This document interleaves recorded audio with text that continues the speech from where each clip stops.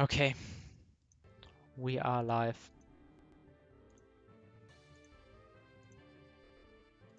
Quickly find out the link, share it on the Discord channel, and then I will shortly go over all my different encounters in the box.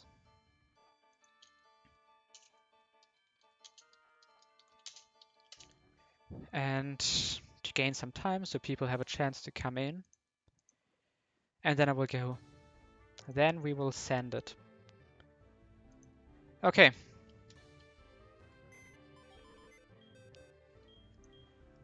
So let's look at the ones in our box. We have Muck. I think Muck was like a decent mon this run. He had very nice utility as like, I think, I think he has like 1-2 boss fights where he did good stuff. I know, at least 2. He had some showings in between. He came to the 12v12 to the first one, so a nice mon, but not a mon carrier. Never used this mon. Never used this. Never used this. This had very limited use. I think Magic Guard, Hyper Beam, and Encore can be really cool. High damp pace, but I just had a Vigoroth, and that was definitely a far bigger carry.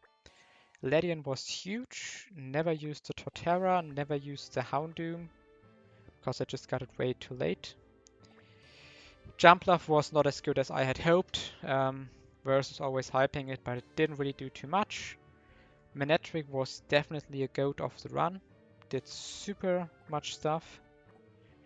We have our super slow Electrode that couldn't come to the E4. It has 2 speed IVs, and I only speed tie the Crobat on level 70, which is pretty sad. We have Grumpig with Magic Guard. This is a nice mon.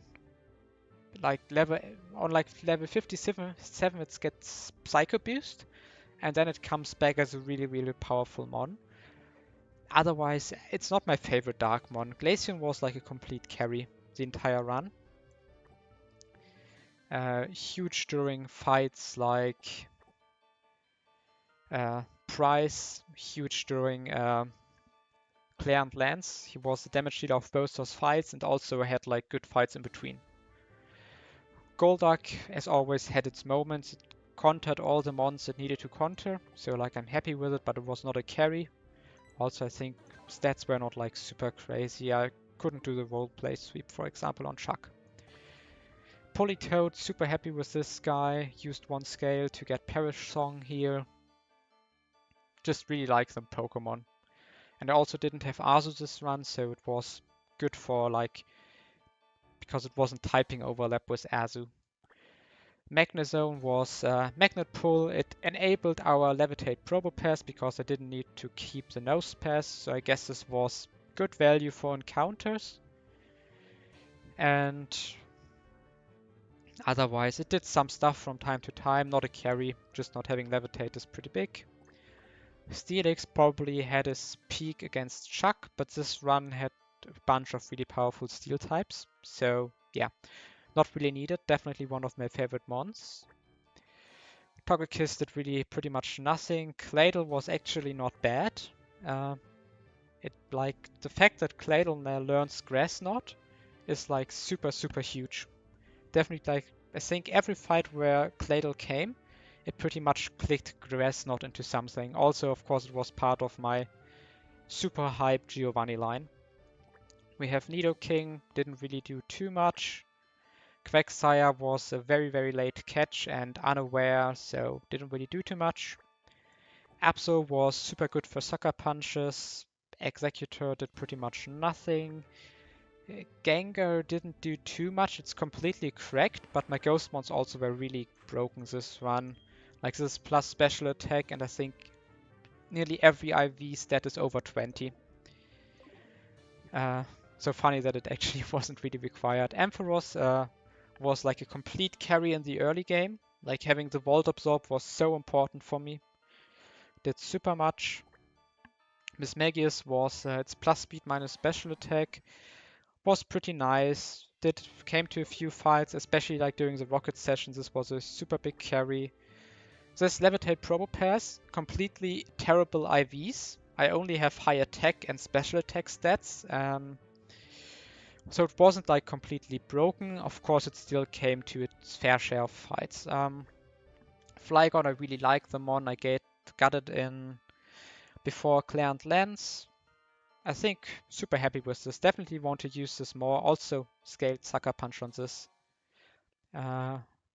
Yeah, by the way, I absolutely miscounted the scales on the Discord server. I forgot the 2 scales I used on Victory Road. So in total, we are on 8 scales used this run.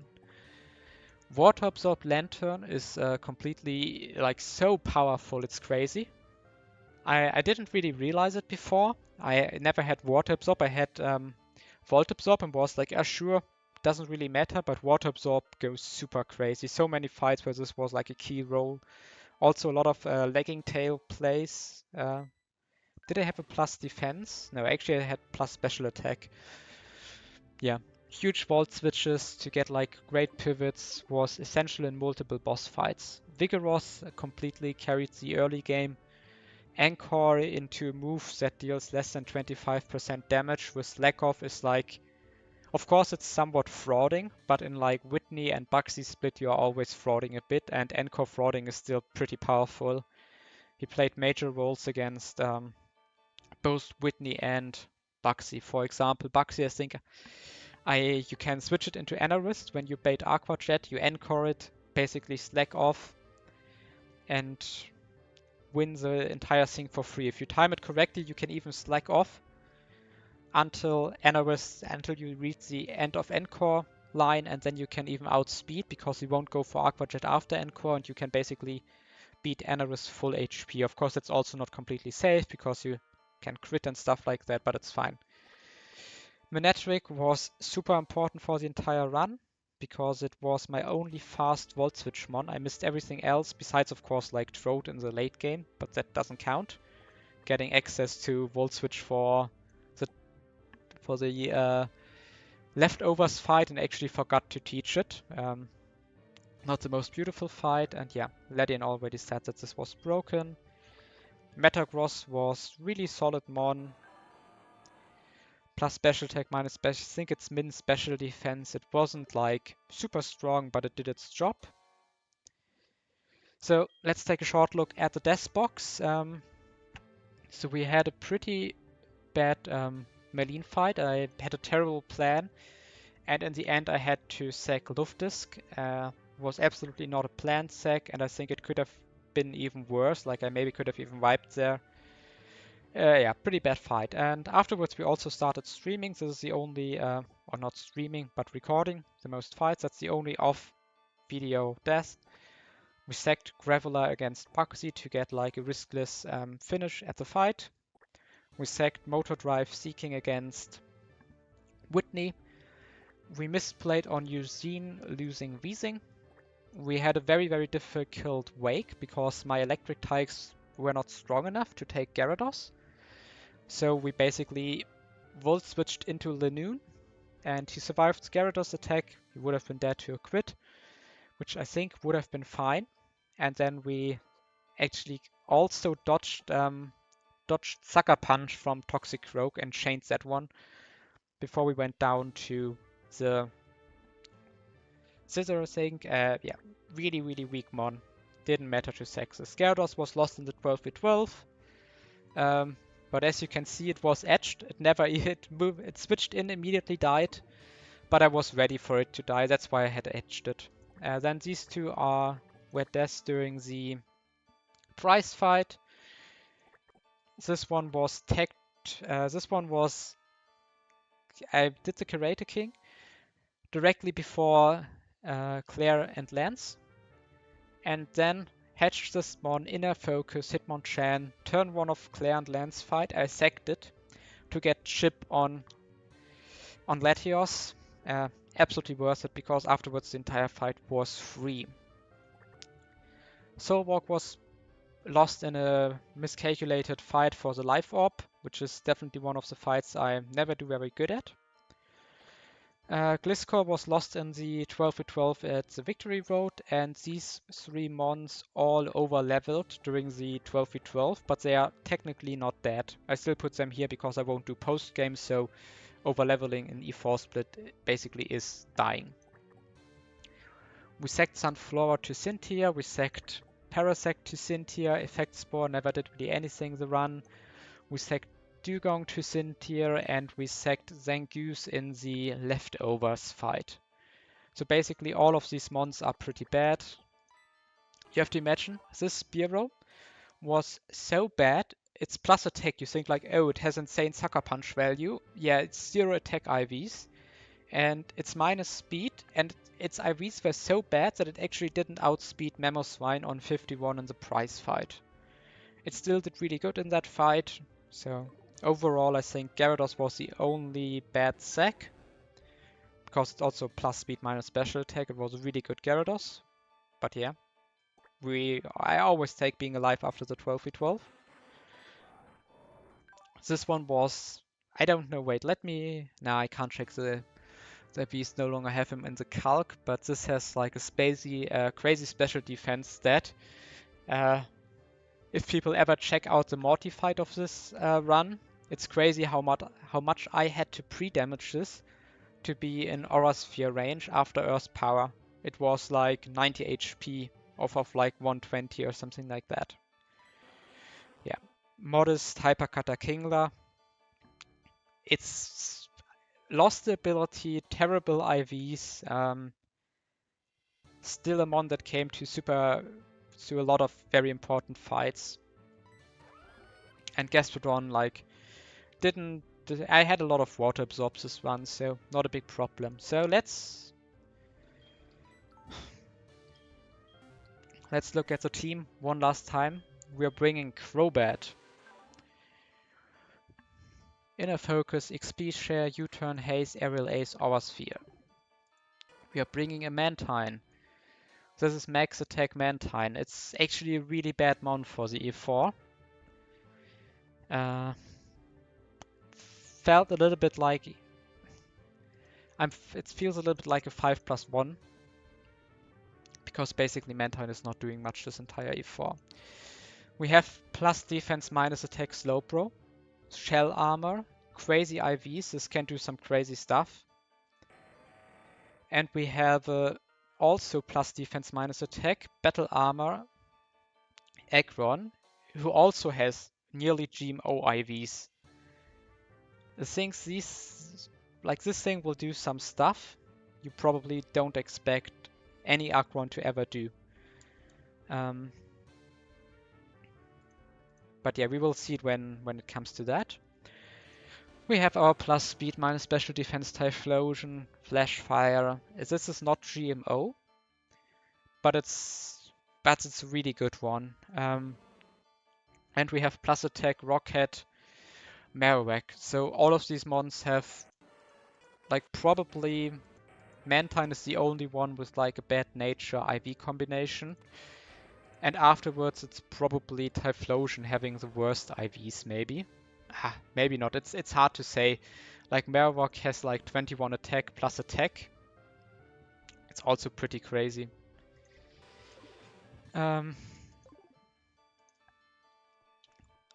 So sadly, to bring Mantine, I have to think you won't see that much stuff that never has been done before. But I hope to show like at least like a few things people maybe don't know or haven't seen before, just like 1 or 2 moves where I have small variants to the main line, if you want to call it that. So,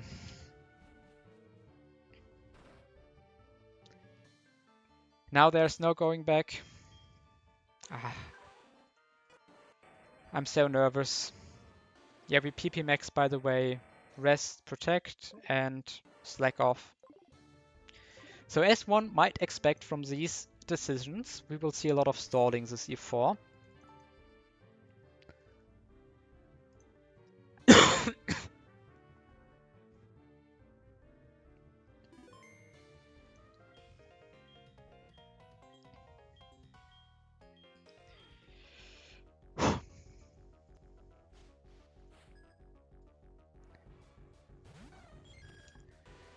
So, turn 1. We U-turn into Slowbro on Psychic. This never dies because it has a Focus Sash.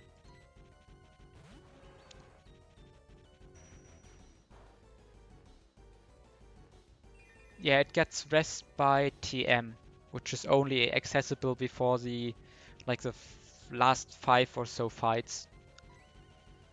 So, now Slowbro is actually only baiting Shadow Ball.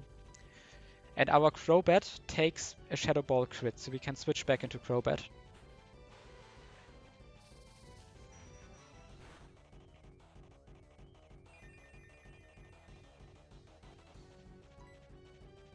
And we U-turn.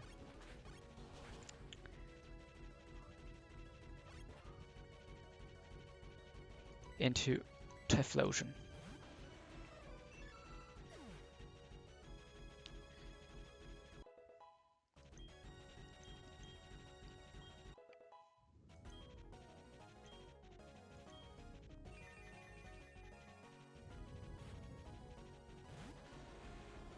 So now Typhlosion sees an Earth Power kill. And we need to be very careful because normally what you want to do when you do the Typhlosion line is you switch into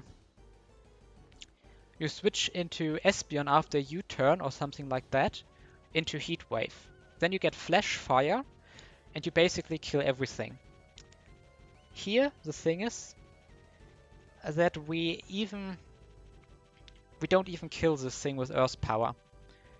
So we need to deviate from the main line and we'll switch into Mantine. This is guaranteed Earth Power even if he doesn't know about Flash Fire because Earth Power is a kill.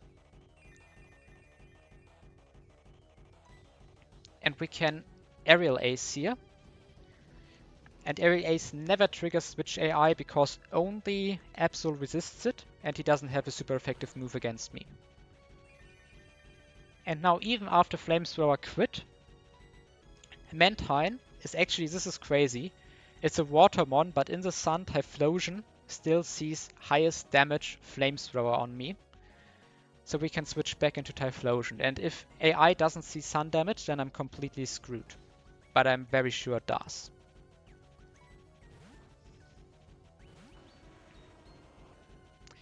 And now we're basically in the situation where we need to be. We got the chip that we require to kill with Earth Power because we are not leveled on Espeon. And we got Flash Fire activated. So now we can Earth Power.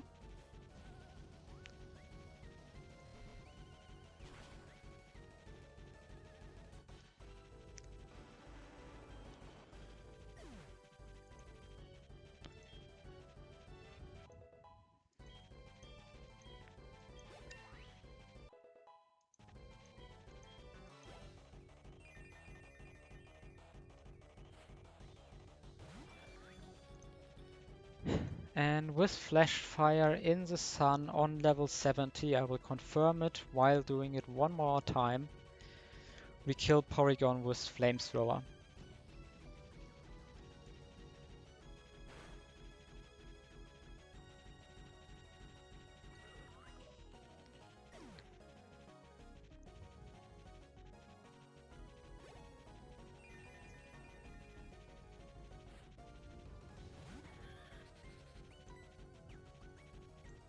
Evire is next, and we kill Evire with Earth Power or Flamethrower. I will just click Earth Power here. And now comes the interesting part. First of all, what I really liked about Blossom's E4 is that like the Flash Fire Arcanine can actually be pre-damaged to not be in Sucker Punch kill range, but to be in Cross Chop kill range.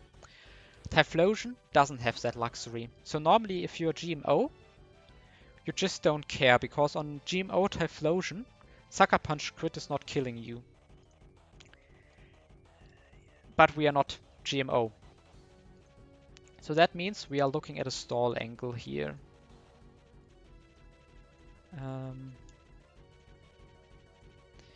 Quickly correct all the levels in my calculator. So we can either ball and risk quit, or we can follow the safe plan, and that's to switch into Marowak. And now we need to watch out for the moves, because we need to stall 5 cross chops.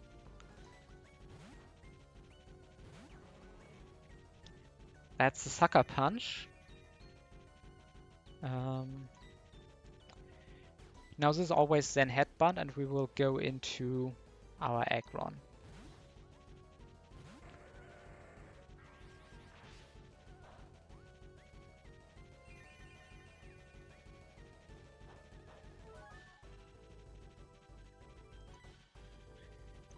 Now this is guaranteed cross chop number 1, and we will go into Marowak.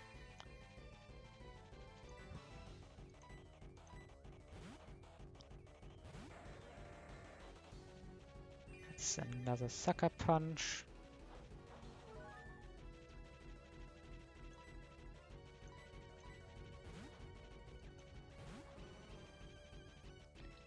And it's cross chop number 2.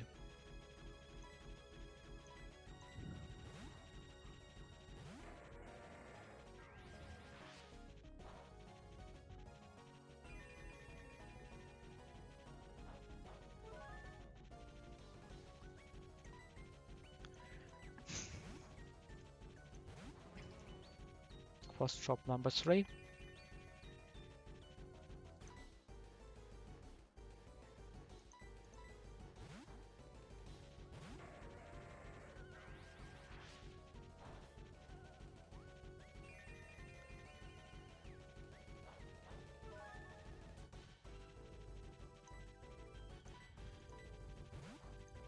Cross chop number 4.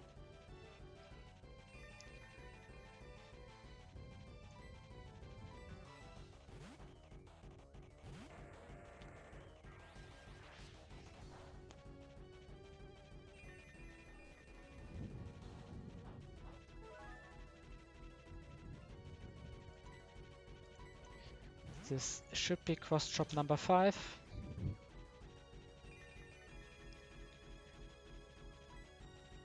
And with that it's done. I will shortly take off the sound and I will put on speed up, because we don't need to count any longer. I will just make sure that I didn't miscount by protecting one more time. Yeah, but it's Mega Horn. And now we can just stall this until it struggles.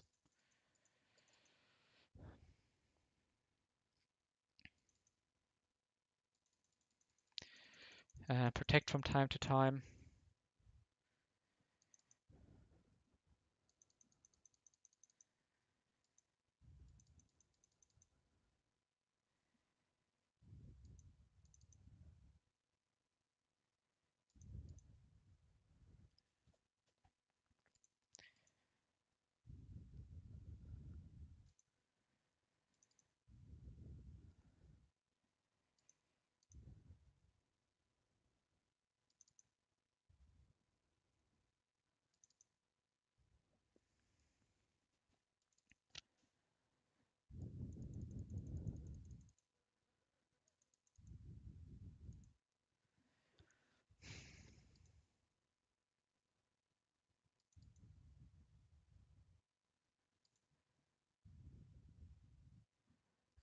Let's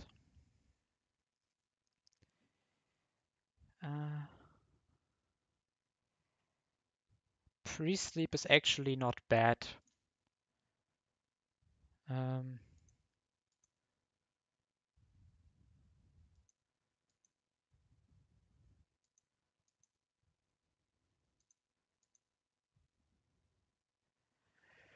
Okay.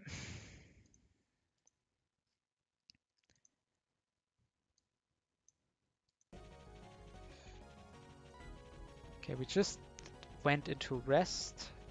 So this Absol dies to 4 struggles, and I could set up Trick Room on struggle. And then I can kill Executor with Marowak, but actually my Typhlosion is fast enough for the Executor. I will check that one more time.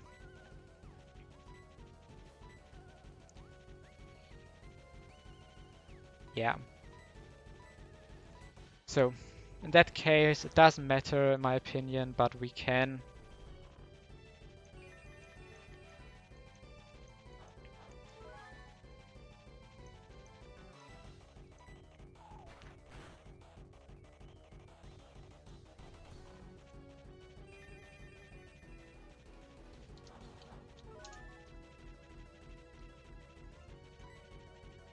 Yeah, this will die to recoil this turn. We switch into Typhlosion.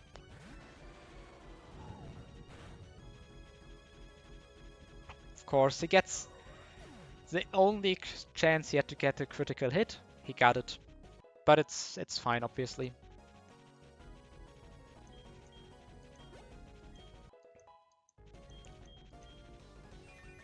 And of course, we are not Flash Fire any longer. But Expert Belt Flamethrower, even without the Flash Fire, of course, kills this in Sun.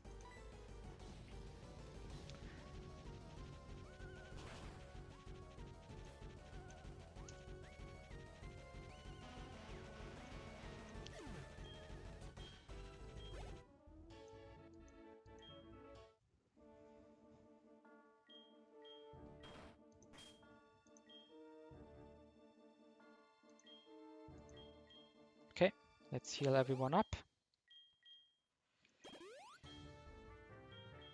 Wait, I will make a screenshot for the Discord in a second.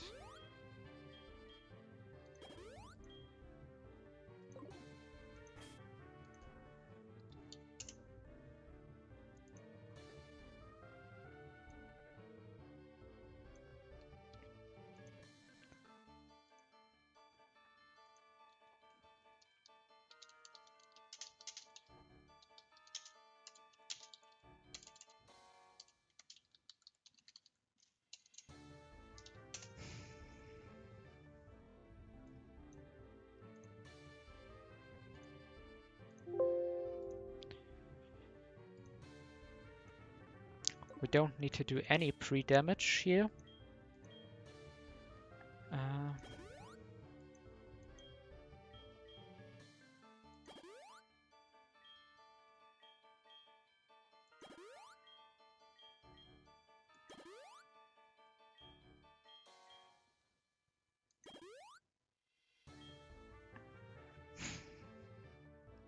And now we need to teach TMs and change stuff. So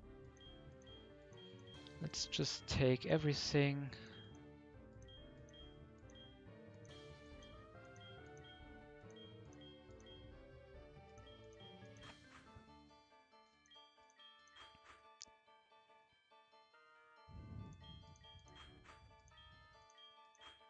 The right order, and we will give the XP share. Wait, where is it hiding? Over here, to this man.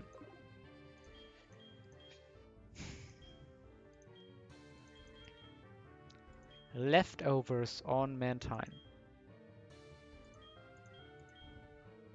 Black Sludge on Crobat. Twisted Spoon on Slowbro. And Charcoal on Typhlosion. Now for the TMs, let's check the moves.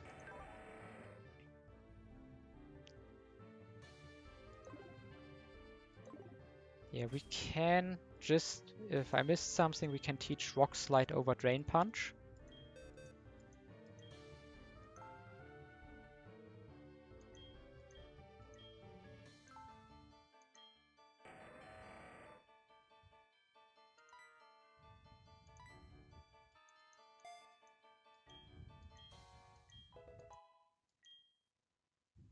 And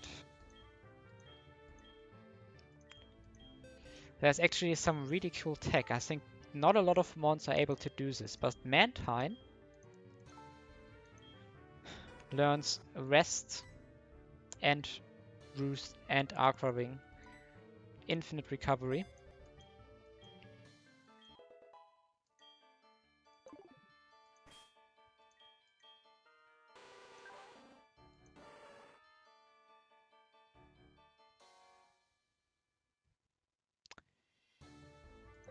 Everyone else is fine.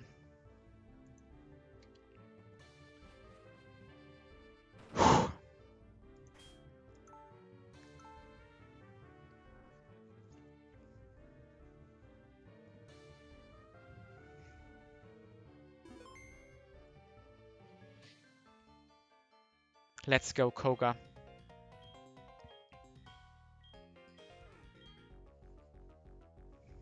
And I need to take out my editor sheet. Oh no, I don't need to take out my editor sheet. So, Aggron opener is slightly weird, but we are playing with rocks up and the C skill. And Aggron actually, as you see, I gave him the XP share. He's an XP sink. Or better, or let's say he wants to hit level 71 this E4. So this is some extra XP. I don't think I need it, but it also doesn't cost us anything.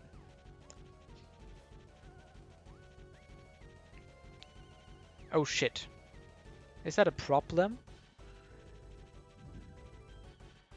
Wait. I needed to teach Captivate here. Okay.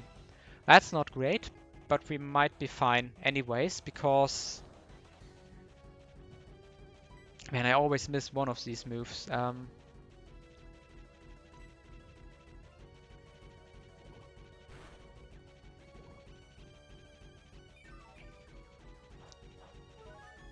But this was one Sludge Bomb, and I think when it's out of Sludge Bomb, we can actually Mirror Coat, and since it's not doing any damage to us, we also shouldn't be doing any damage back.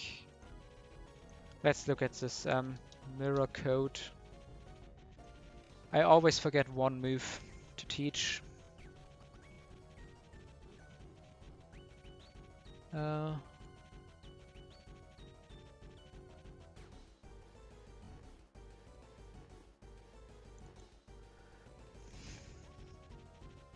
Okay.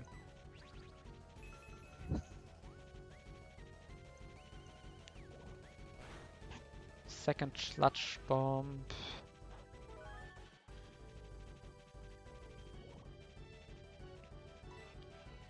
Let's Aqua Ring. Third Sludge Bomb.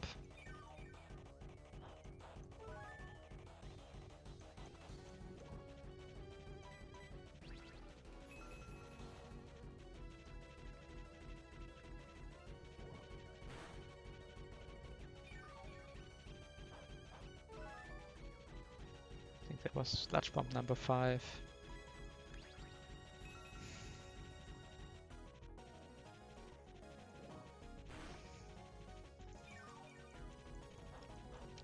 It's crazy. This dude is Sludge Bombing me. He's not doing damage, pretty much, even though I'm poisoned.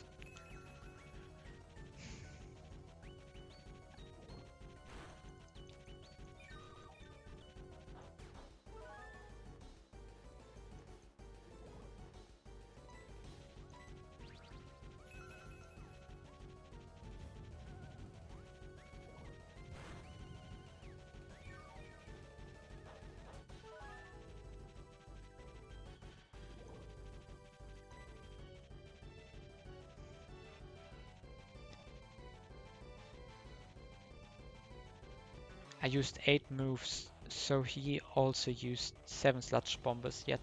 Okay. Oh, yeah.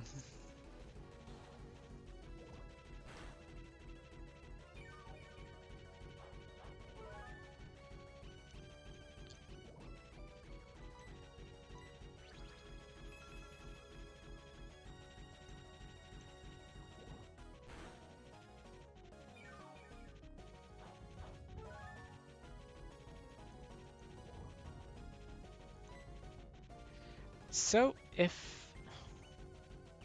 No, this should be his last Sludge Bomb now.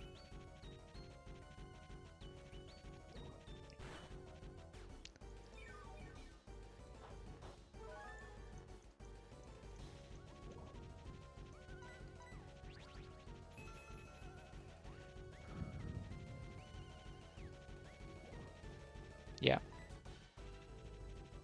Let's test the Mirror Code once. Okay, great. We don't need Captivate for the stall.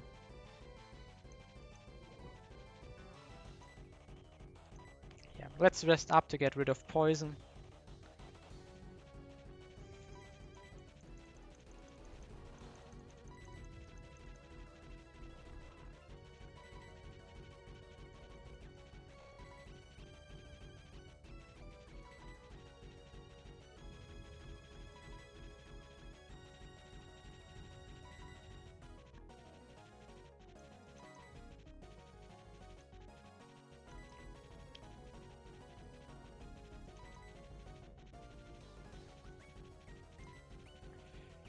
Okay, let's count how many this is, like 6, 15, 24 moves. So he used 25 moves. Okay, 26 moves, 27 moves, 28 moves, 29 moves, 30 moves. And this should be struggle. Okay. Oh no, struggle now.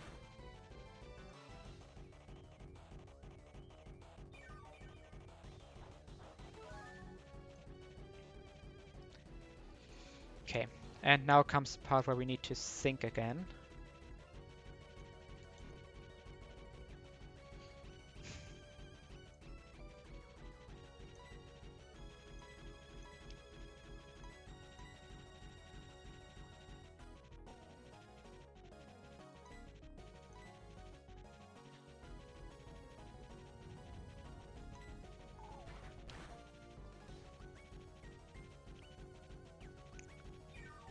Oh wait, I effed up the pre-sleep. Well, I think that was not really required. Anyways, yeah, it doesn't matter. It was just like in case, but we used up our in case by missing the pre-sleep. Now we switch into Typhlosion.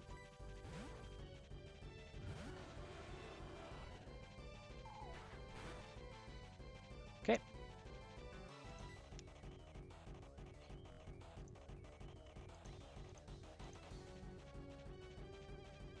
And we Earth Power.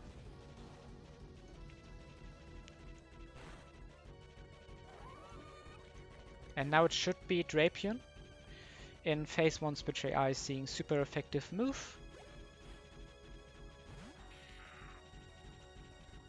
We need to quickly change our item here. So, this thing is just dead to Earth Power.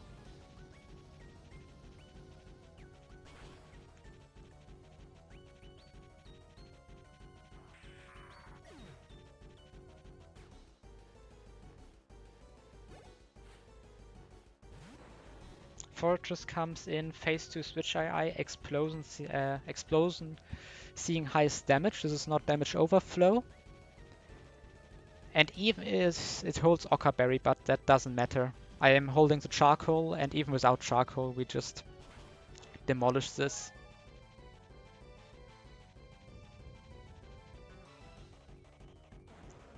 Now it's highest damage Ninjask, I think, or it should be maybe Team Order, I guess. And we're back to thinking. Here we switch into Marowak. On a close combat, guaranteed.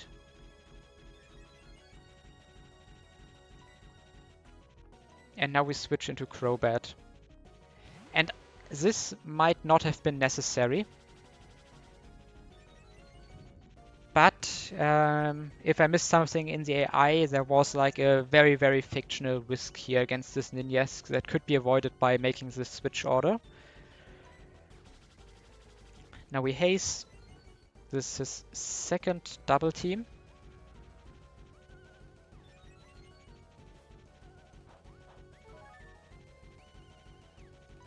This should be Sword Dance always. I will check one final time, but Sword Dance is only 1 PP in this game. Yeah, and double team is 2. So this is out, and we can Aerial Ace.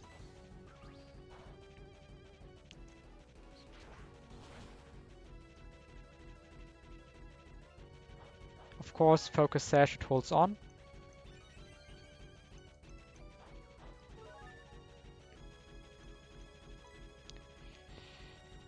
And I U-turn.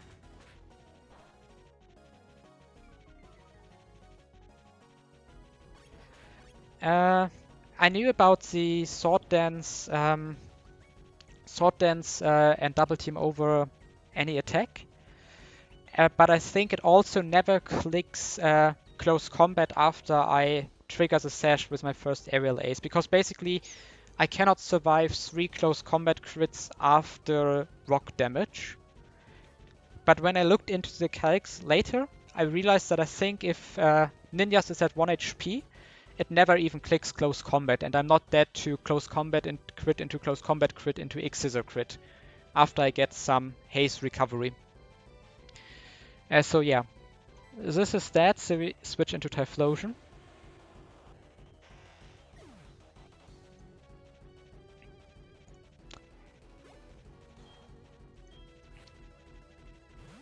And now the Spinette sees a kill, and with Charcoal it's actually dead to Blast Burn, and so it's not going for Fake Out because I'm showing kill.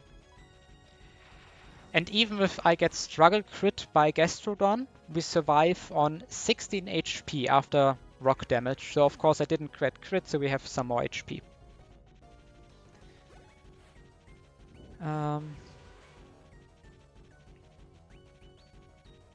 Now this is pretty much random move. So we switch into Aggron.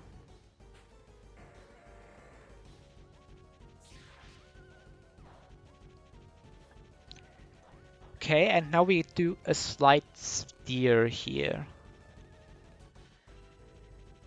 I'm not sure if this kills, but it's the last mon, and I always have a safe backup. We can just Rock Slide here.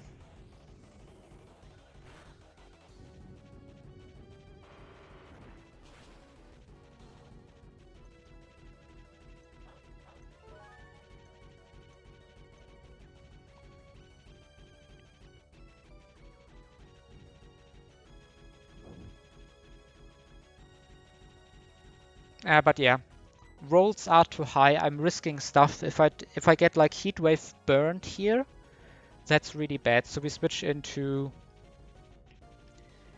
Slowking on the Heat Wave, and maybe I'm not even sure about this because it doesn't matter. But I think if it's like Cross Poison into Aggron, I can maybe double Rock Slide for the kill. Maybe that's never safe. Doesn't matter. This is the original line. We're obviously never dead, and Twisted Spoon is actually Oko, so I don't even need to hit that one Rock Slide with Aggron. And that's Koga down.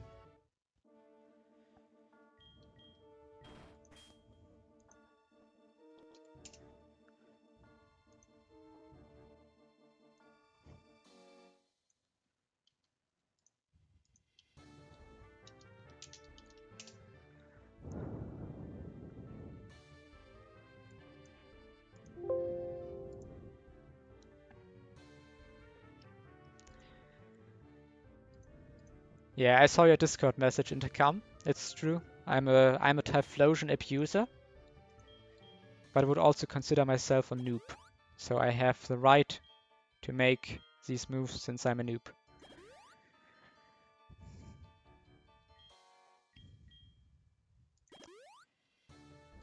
I think that this run max speed didn't matter, but I wanted to E4 Mantine, and Mantine is really bad. This was basically, we already saw the best Mantine part in this entire E4. Stalling a Gastrodon while allowing rocks. Like basically most grass types basically just kill Gastrodon. But yeah, I guess we were also able to line up the Typhlosion, which is not guaranteed with a grass type. So I guess that's stonks. On the other hand, I guess grass type baits Ninjask, and then I can do the Crobat into U-turn, into Typhlosion, and everything gets even easier because I just chain 3 mons instead of having to like do that thing in between.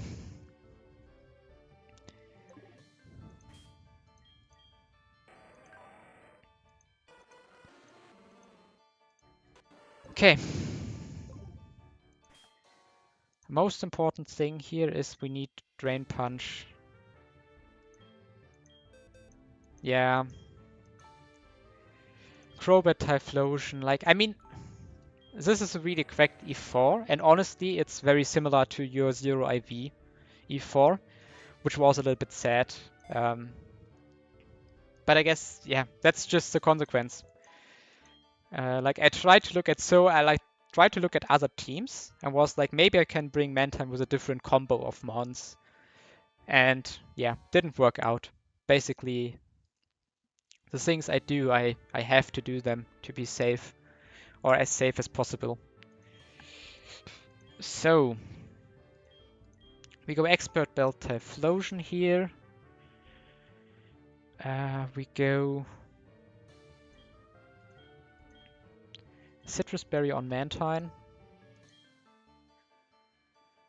Everything else can stay, but we also need Fly.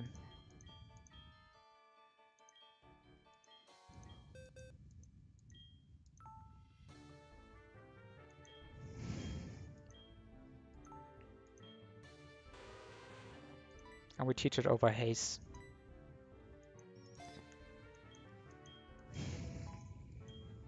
Okay. Let's check every mon if it's like in my... Okay. First, let's adjust the order of mons in which we want to use them.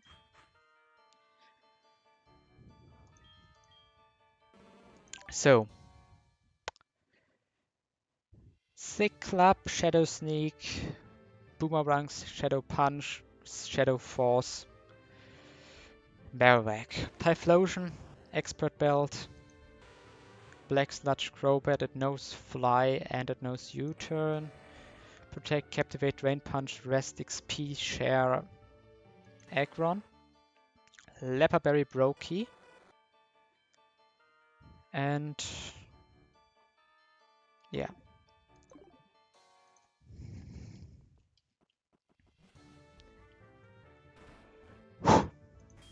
Let's save one more time.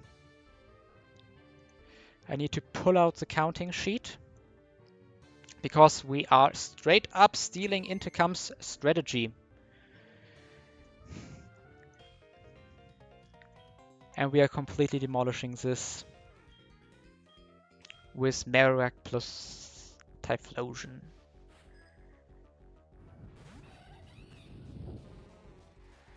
So, U-turn is on negative or like -2, and Blast Burn is highest damage, so we go to Typhlosion.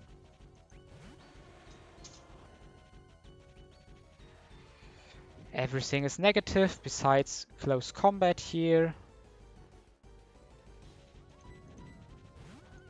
And we're going to Marowak.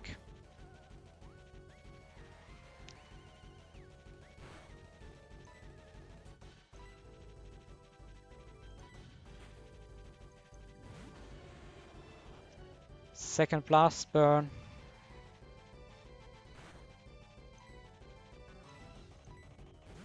Second Close Combat.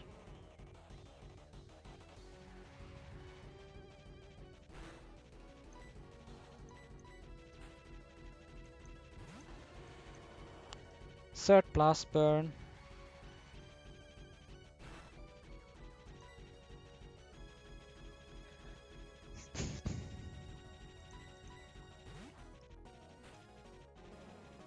Third Close Combat.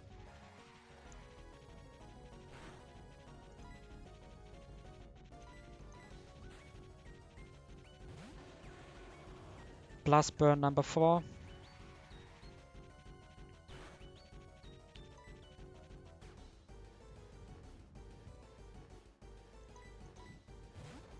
And it's Close Combat number 4.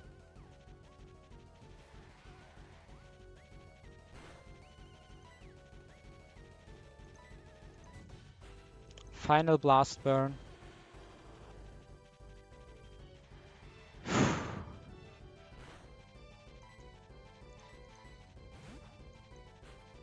Final Close Combat.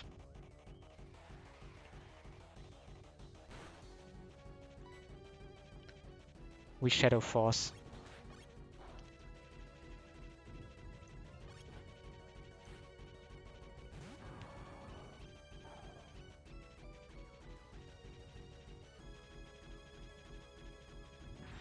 So, of course, Marowak is so broken that we might even one-shot this, but if it's not one-shot... Oh, sorry, Marowak, what did this Swampert do to you?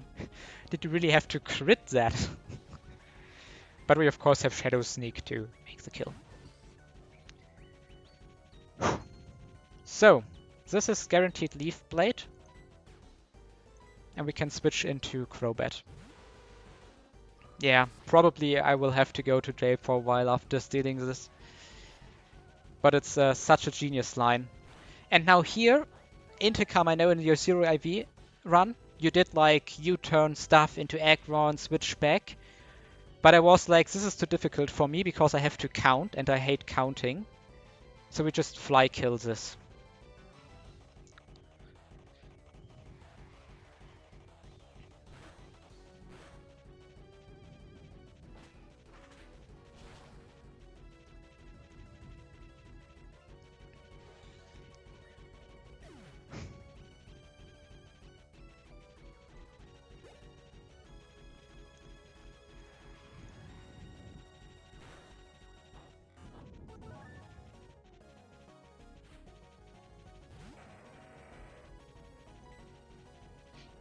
And we U-turn on this Aggron.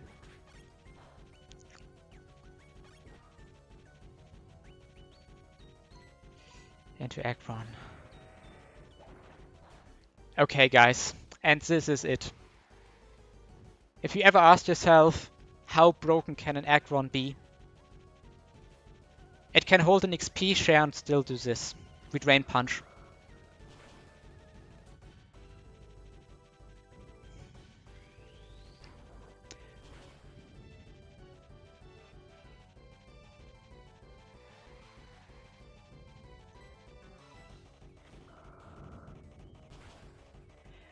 Yes, guys, your Aggron can be this broken. Like, it's completely crazy. Like, what the fuck? You just 1v1 Aggron on Bruno. Just Drain Punch that dude. Doesn't matter. And if you wonder, this Aggron was actually catched on stream. Like, this is not even a Discord demon.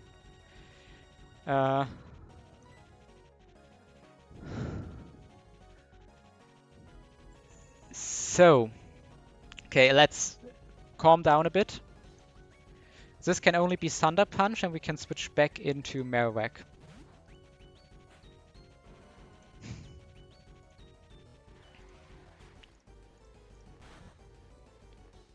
And now this is a weird bug that's not written in the Gen 4 Switch AI doc.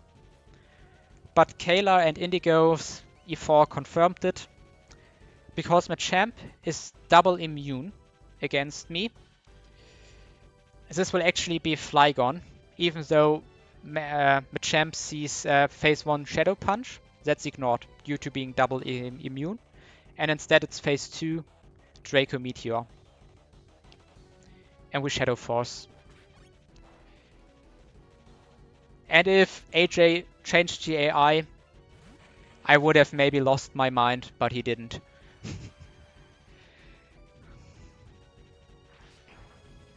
Again, this can kill, doesn't have to, we can Shadow Sneak. And now the Spade's back in Infernape. Highest damage Blast Burn, phase 2 Switch AI. And we don't Shadow Force, we are not doing the Indigo play.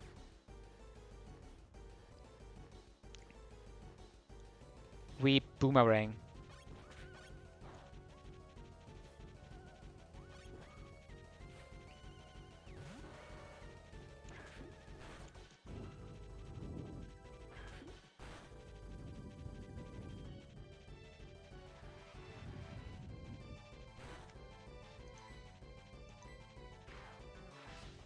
And Shadow Sneak against the will. Okay, now my plan was to just Shadow Sneak this Infernape. Which is funny, by the way, because most people will now tell you that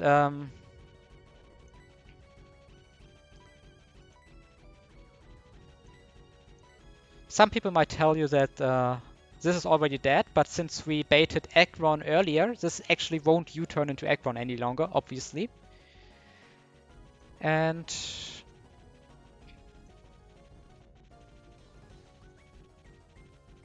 I can safely switch into Aggron to get a little bit more XP out of this. Because we want 71 for Karen. I don't think I need it, but there can always be a mistake in the XP calculation. That stuff is really difficult.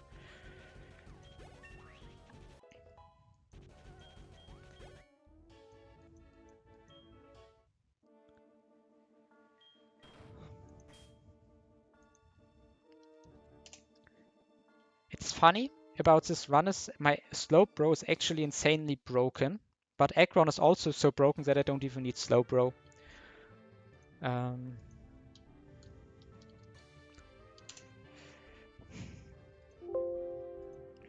Now comes the scariest part, guys. No electric type into Gyarados. That stuff is not nice. Let's heal everything and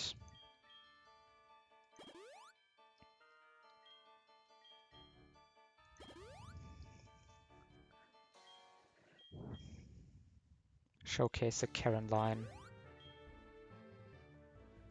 Okay. So now this is leftovers on Aggron.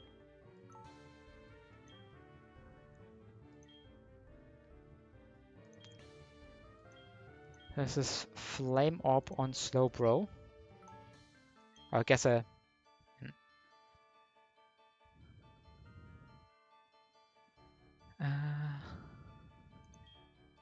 think Mantine is already holding Citrus Berry. No, okay, we don't need to change. And final item, King's Rock on Typhlosion.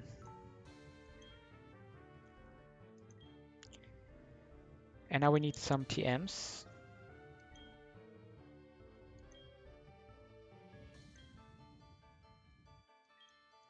There it is. We need Fling on Typhlosion. Forget Flamethrower, we can reteach.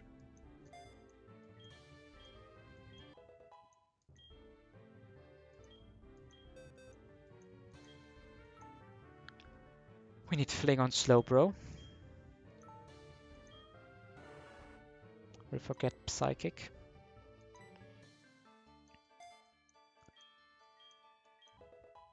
So yeah, here it would be nice if my Slowbro would still be pre-slept, but it's not that terrible. Okay, I forgot to max Elixir. Good that I checked. I don't think anybody is on any low PP, but just to make sure.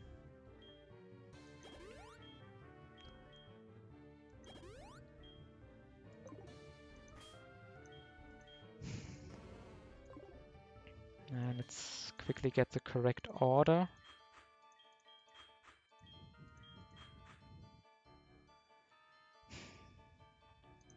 Also put 71 on Aggron in the calculator.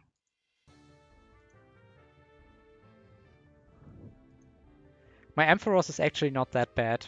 But you know, I want to bring Mantine, and you can't bring, I think, Mantine and Ampharos. So this knows Fling, it knows Earth Power. That are the important moves. This knows Slack of Recycle, Fling, Trick Room, Protect, Captivate. Aha! I forgot one. Good that I checked.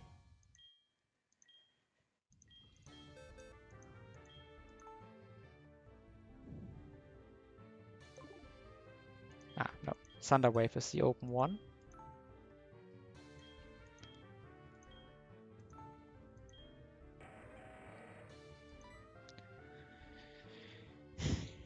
Forget Drain Punch.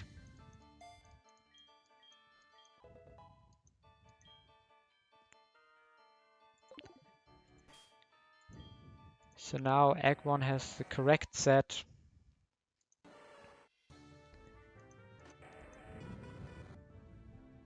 This is correct. This is correct. This is correct.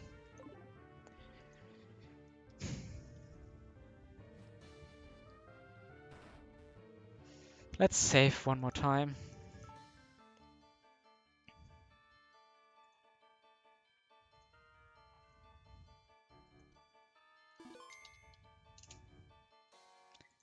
Also adjust my Typhlosion in the calculator.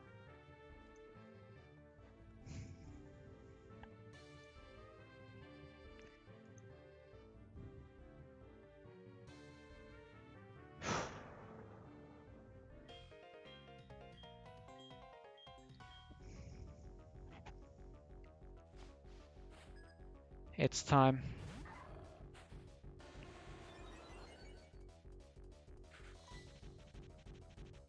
So we fling King's Rock. And we Earth Power kill. This means only 11 mons left until I'm champion. 11 more mons to beat. And all of them are super scary.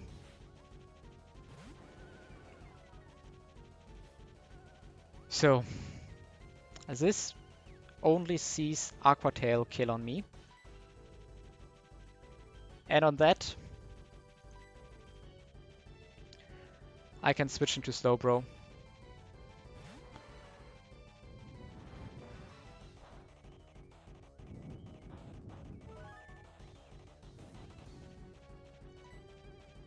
And we fling. And actually, guys, it was important that I don't take burn damage. On the turn, I switch in. Flame Out triggers after switch damage. And now this is burned, and now I need to count very, very carefully. So, burn damage is 28 against the Gyarados. So we took burn damage, and it was not a fling crit, so I need to calculate with maximum damage from fling, I guess. It's probably -5. Maybe it's -6. Hopefully it doesn't matter. So.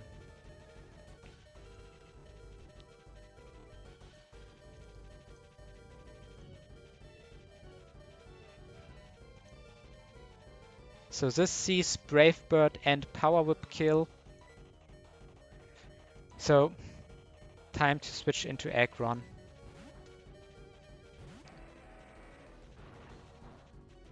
Okay, apparently also saw Crunch kill. Yeah, 4, of course.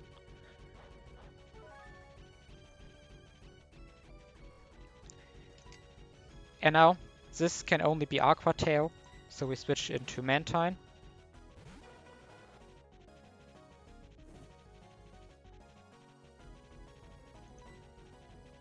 And we switch into Aggron on Brave Bird.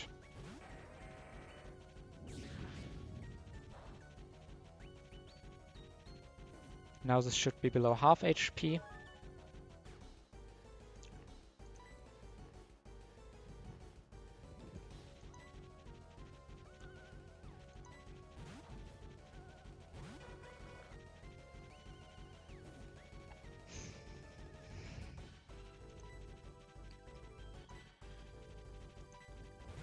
Let's switch into Aggron.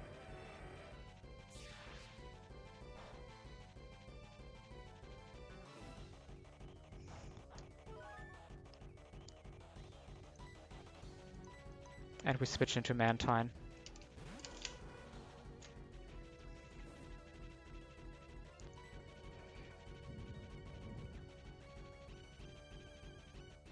And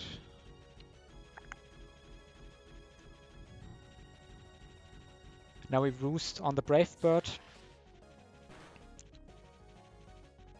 And even crit doesn't matter. We hold Citrus Berry, we are never dead.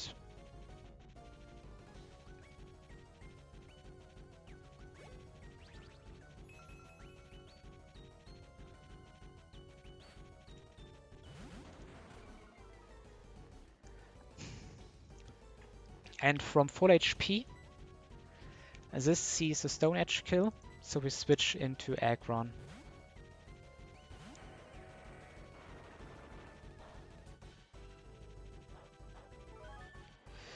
And on Aggron it only sees a superpower kill. Like, it's crazy. We are so broken. We are 301 defense.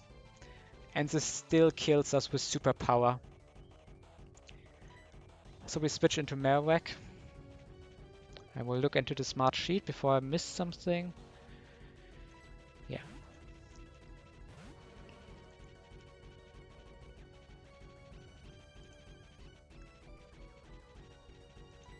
And we boomerang. Yo! I'm taking all the crits.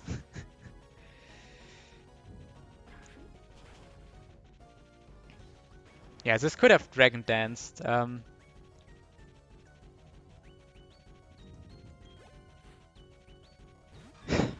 And now comes the part I don't like. This Sableye, I hate it. Blossom, you are so blessed that you could kill it with Rocket Aggron in Head Smash into Head Smash. But my Aggron is minus attack, and it's a range for me to kill with double Head Smash. So instead,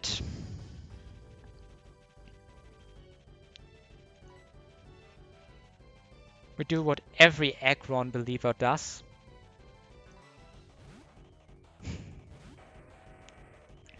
We count PP. One Shadow Punch.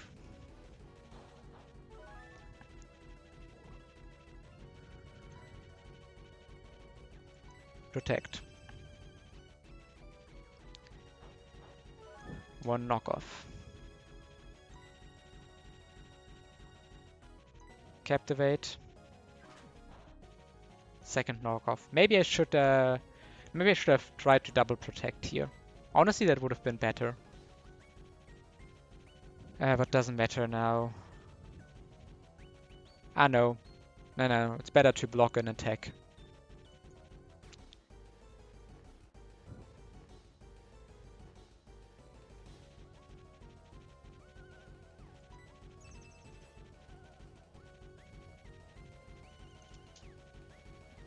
So, this should be guaranteed Will-O-Wisp, since knockoff is at -10 and Shadow Punch is at -1 and Will-O-Wisp should be at 0, so we can switch into Typhlosion, where he will probably go for knockoff. I think it's even guaranteed to go knockoff.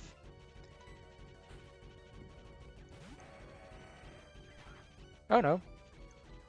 Shadow Punch.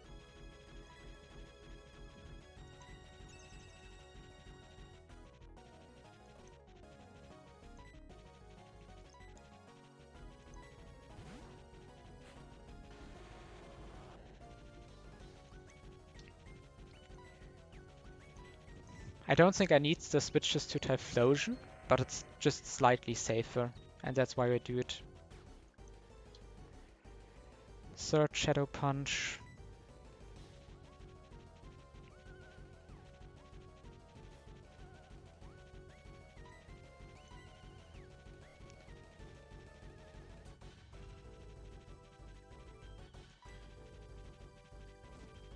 Now let's get burned.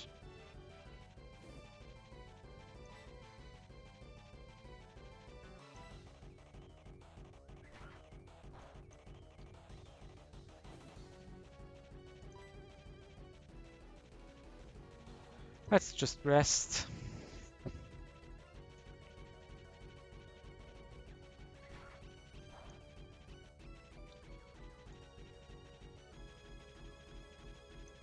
Ah yeah, Intercom, you're completely right. I honestly just calculated that Aggron can solo stall this and it doesn't really matter what I switch in, so I didn't really check that enough.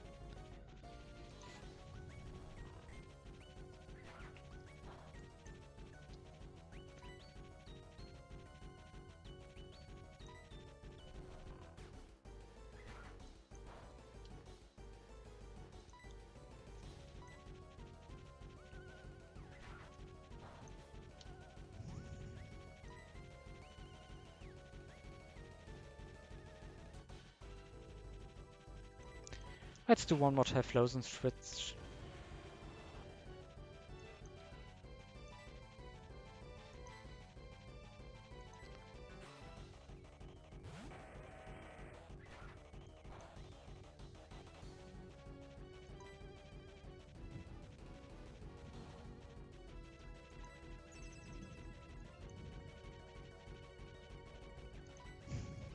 I guess we can just rest.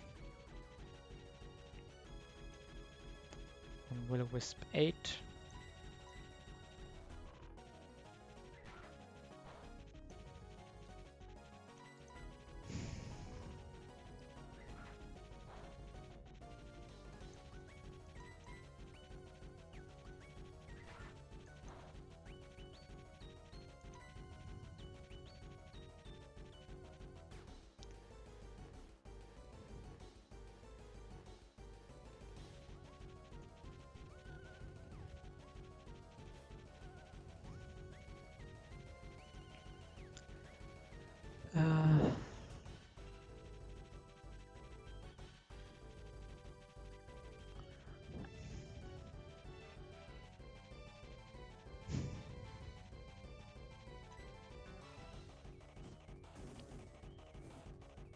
Will-O-Wisp 9.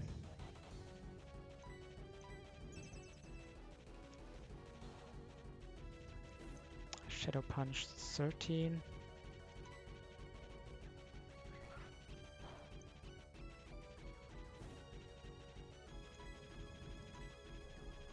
And let's rest.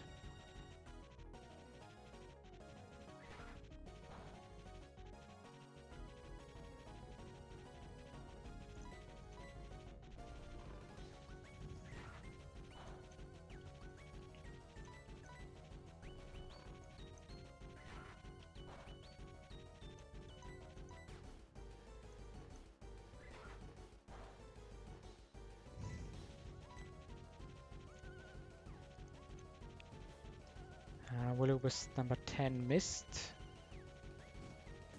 but Will-O-Wisp 11 hits.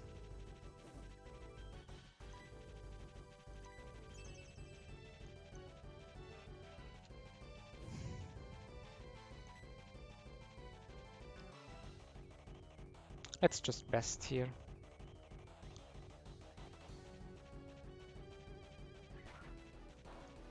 And this should be Shadow Punch 20, so this, I think this thing goes kinda crazy now.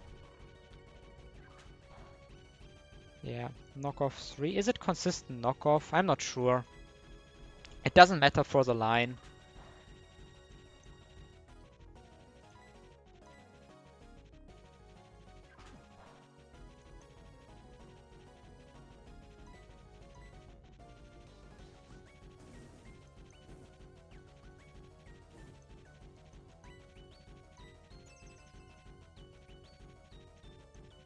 Seems to be consistent knockoff.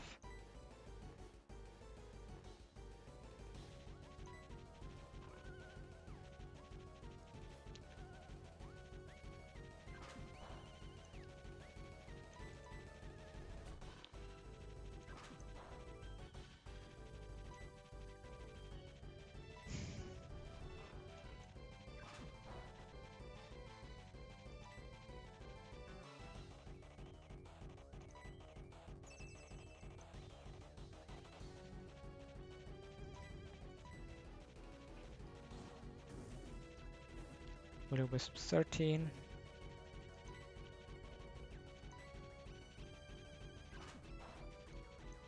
Knockoff 11.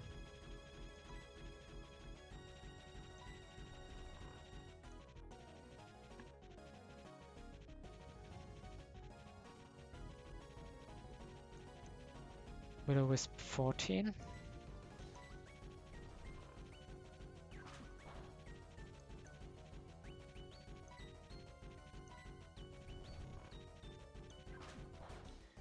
Knockoff 13.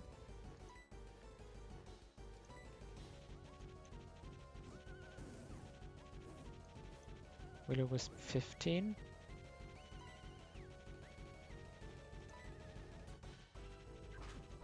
Knockoff 14. Ah, we can take one more.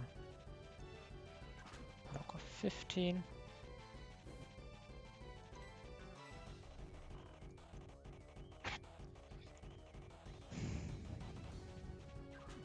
Knockoff 16.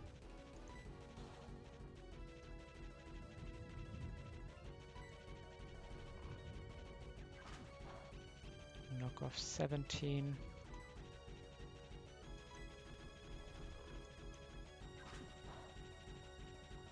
off 18.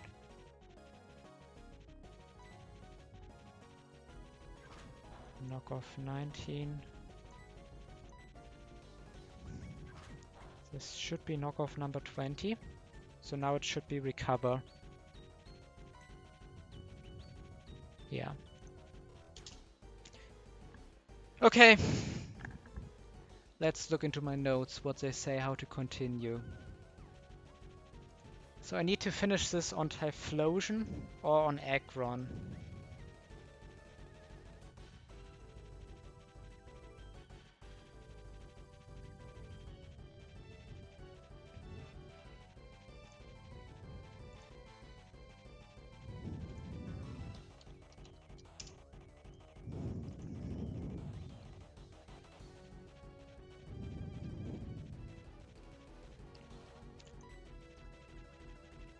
Let's go to full HP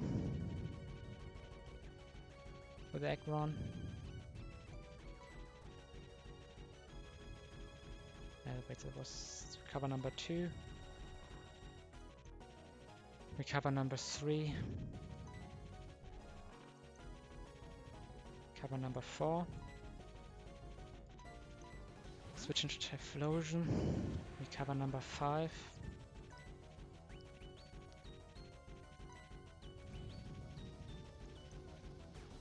And we need special defense drops here. Recover number 6.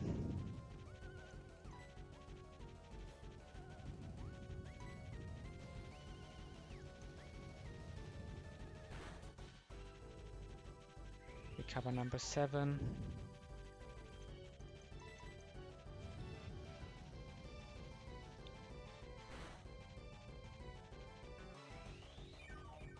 Cover number 8.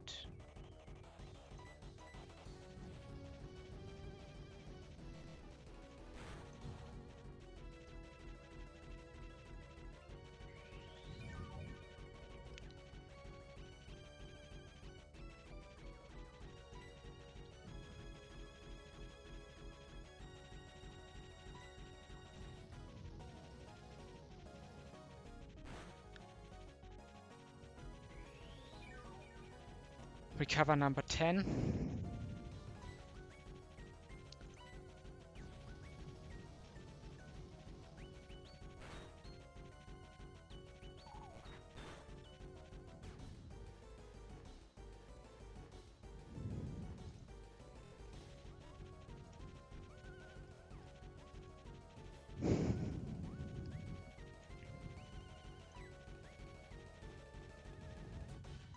We don't need a lot of HP on Aggron. We can go for Aggron here to tank these final struggles.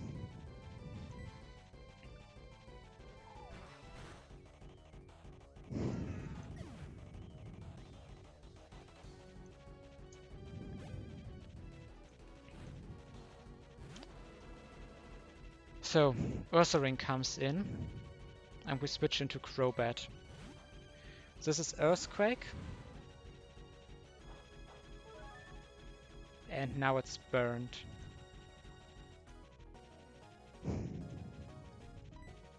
So this thing loses 20 XP every tick of Flame Orb. So it will take 28 here and we U-turn for at least 41.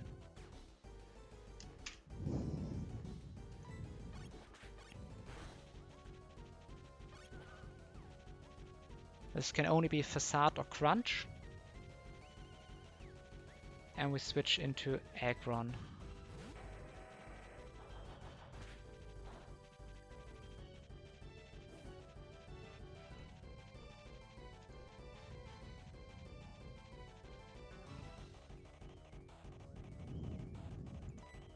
Now we switch back into Crobat.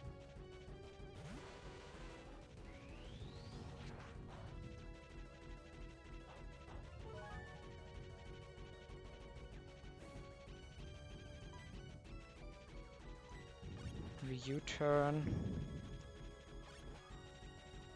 into Aggron.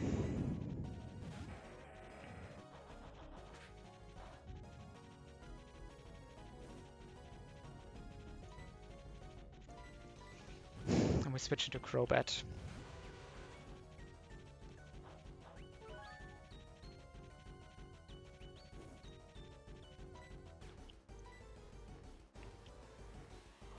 And Aura Sphere kills.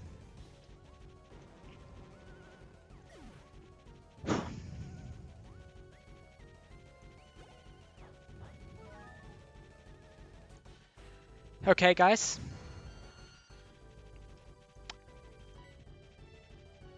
We will try.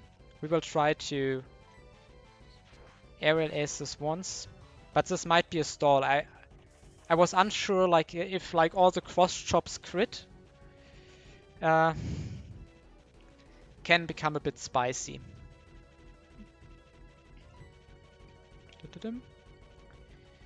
So this should be Sludge Bomb and we go to Egg 1.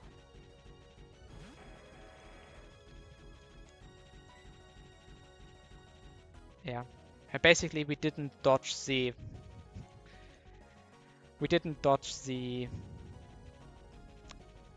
Spore, which of course is impossible to dodge. But somehow I was thinking maybe I can aerial ace this down. No, I guess it can go for Sludge Bomb over Spore. Would have saved us time, guys, but this thing said nope, not today. We want a third stall on Karen.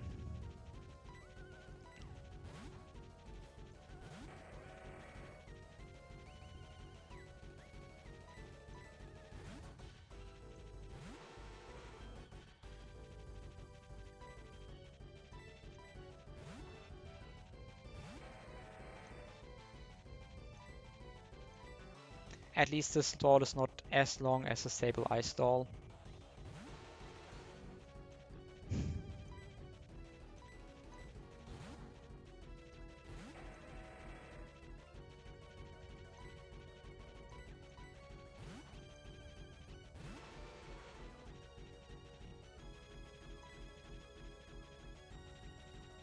I honestly considered stalling Lucario, because Mantine I think has a pretty good matchup into that because it's so specially bulky.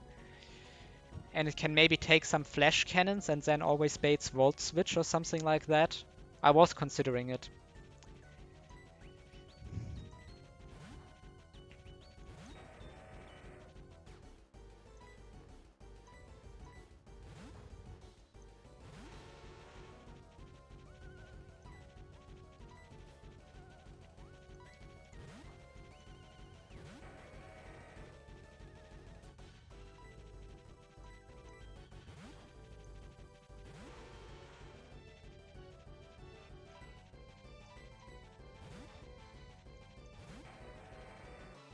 And I mean, if you stall... I mean, you could also already say that this was a 4-mon stall, because yeah, I was kinda stalling the Ursa Ring, I would say. I mean, not out of PP, but basically out of Flame Orb Recall, plus some chip here and there. But it's basically also a pivot strategy. The only mon I'm not beating by pivoting basically was Lucario and Tyranitar. So.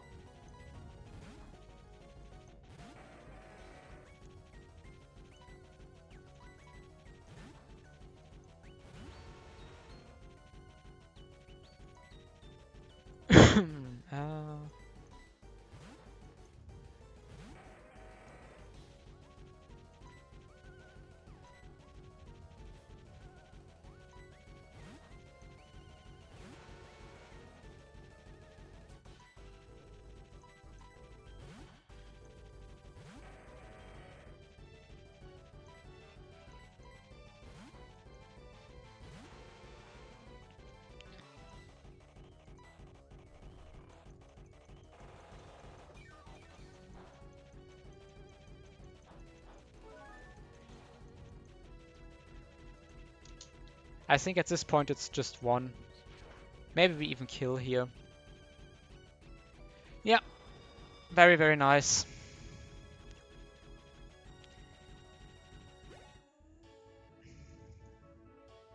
But you see, I miscounted H. Oh no, I expected Crobat to be 71. So I made a mistake in my XP calculations. But it's not a huge problem.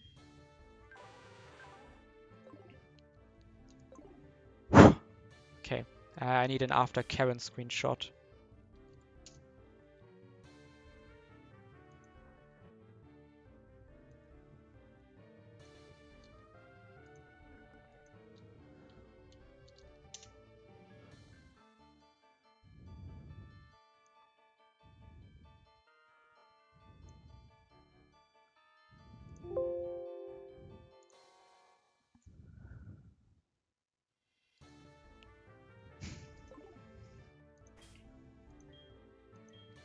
Okay, it's only a 6v6 now.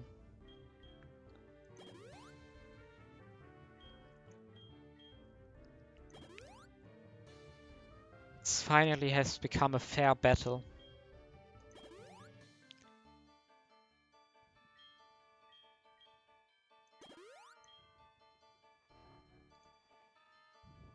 So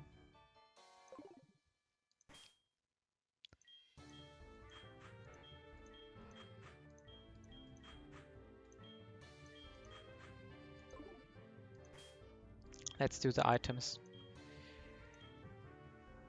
Focus sash on Typhlosion. We go Bright Powder on Mantine. We take our Leper Berry for Slowbro. And everybody else should be on the correct items. Leftovers, Black Sludge and Cyclop. And now we will teach Shadow Claw to Typhlosion.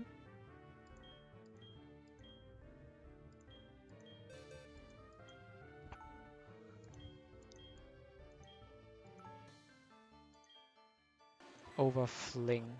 Oh, we also need to give back all the PP. Don't want to run with a PP-less Aggron into this red fight.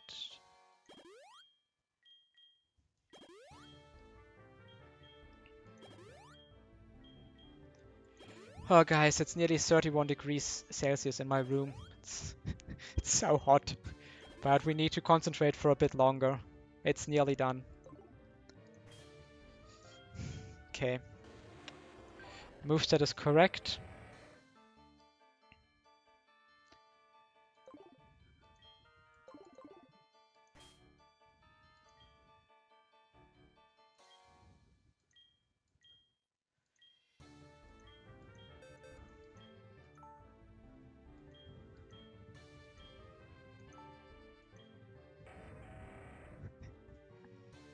Yeah, I'm absorbing all the heat for extra attack. Rock Slide. Yeah. I think Rock Slide over Thunder Wave here.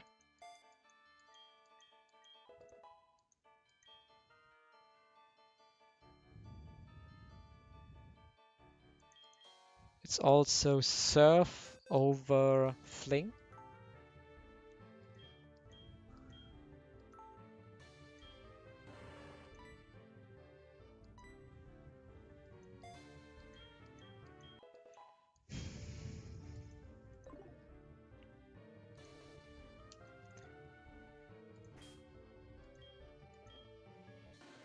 Focus Sash Typhlosion, Leftover Aggron, Cyclop, Marowak, Black Sludge Crobat, Bright Powder Mantine, and Leperberry Slowbro.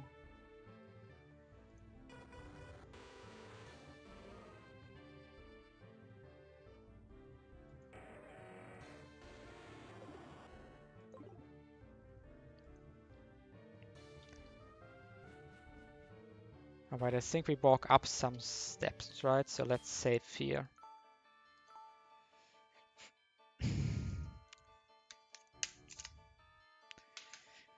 Oh, this is it. 6 more mons to beat. We are not going post-game, we can sack 5 mons.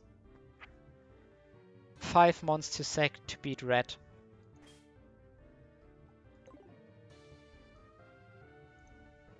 Do I have it in me?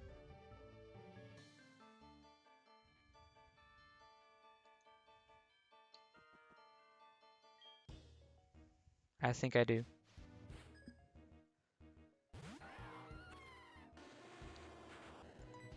Turn 1, Earth Power.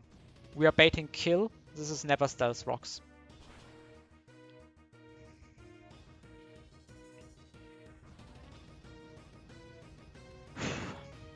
I'm sweating and I'm not sure if it's because it's hot or if it's because this is so nerve-wracking. We kill with Earth Power.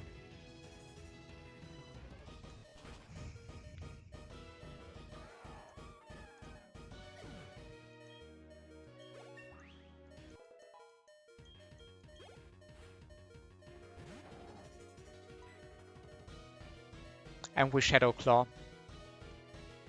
And it's 1 close combat.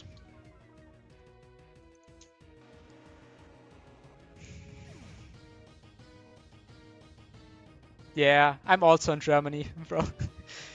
It's so fucking hot.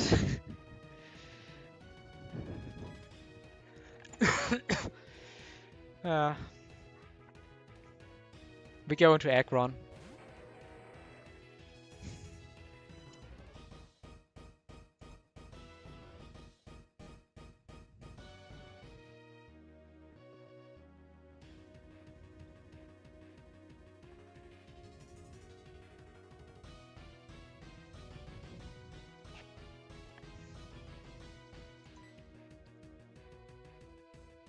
So we protect. Close combat number 2. We switch into Marowak. Close combat number 3. This is Shadow Punch. We switch into Aggron. Shadow Punch number 1. We are not baiting Earthquake.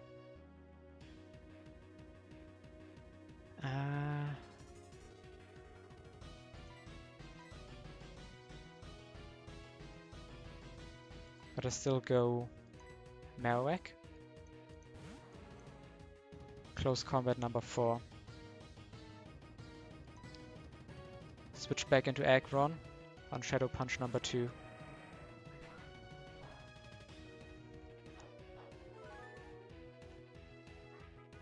We can be baiting Earthquake. But our Crobat can eat 1 close combat, so we go to Crobat. It's an Earthquake. Now on Crobat, it's always double edge. So let's go back into Aggron. 1 double edge.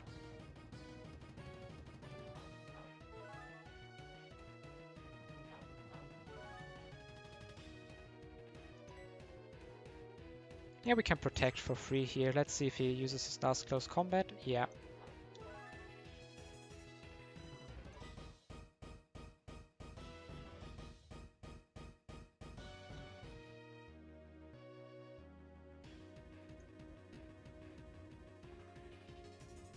So now we switch into Crobat.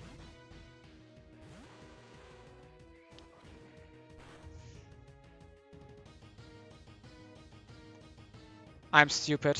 What did I miss? It doesn't see kill on Aggron. I fucked up. Ah, shit. This could have been so clean. And now we got saved by not getting crit here. And even then, this is still like super bad. Wait. Ah, yeah. This wasn't a free protect. I'm so stupid. I should have just listened to my notes.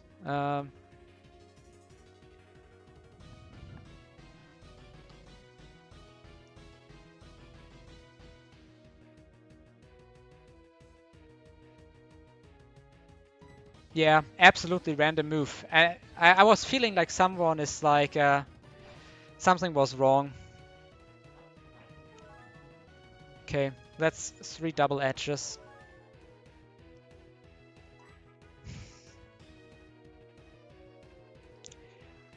Now it sees kill. Fuck. Earthquake. Yeah, it's absolutely my fault. I also knew this. And my intuition was like, you can't go to Crobat. This can be double-edged. And I was like, I don't know why this is highest damage. And 31 degrees basically made me forget that, of course, close combat is highest damage and it's not seeing kill. Ah.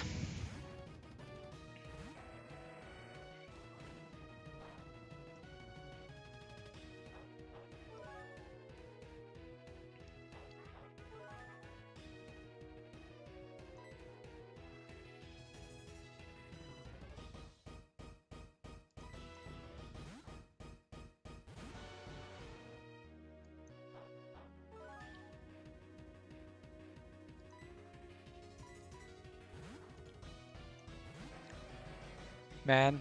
Ah, that makes me feel so stupid.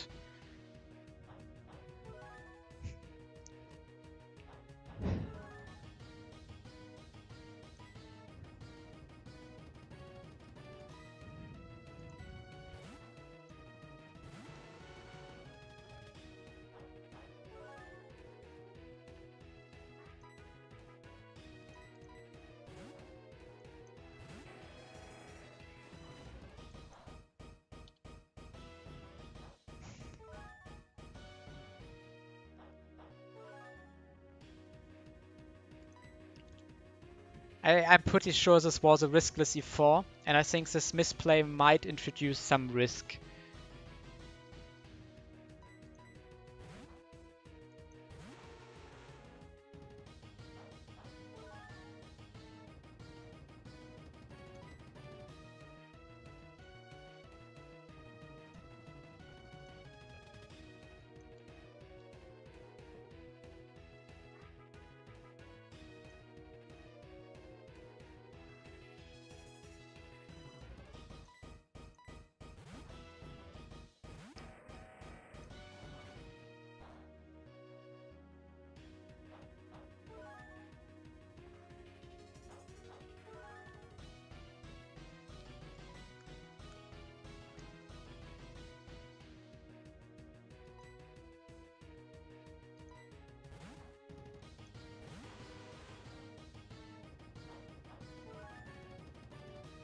Earthquake number 6.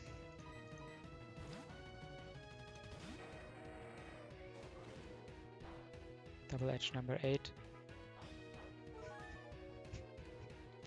It's especially annoying because I did so many consideration to play exactly around this thing, Earthquake not seeing kill. And then I forget about it. If we win, it doesn't matter. If we lose, I will be tilted for at least a month.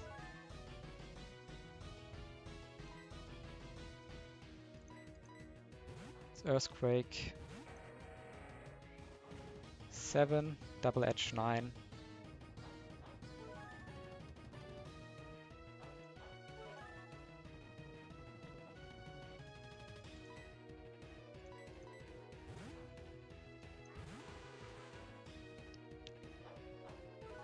Earthquake 8. I mean, we are getting back a lot of HP. It might be still be fine. Just risking that one crit on Crobat due to stupidity. That's okay.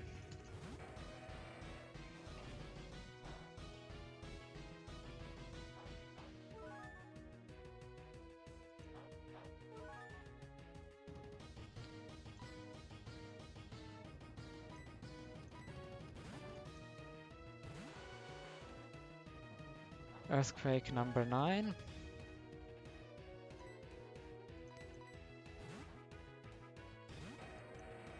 Double edge 11.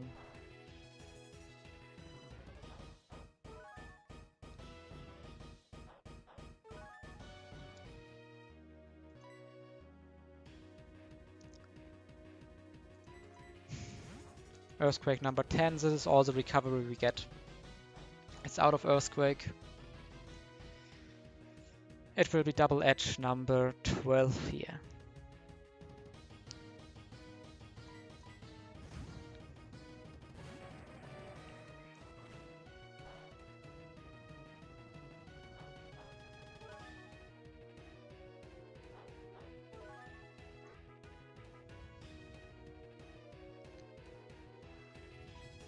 So let's protect. Double edge 13. Let's captivate. Double edge 14. Oh no, we get animations because he's a male. Time loss.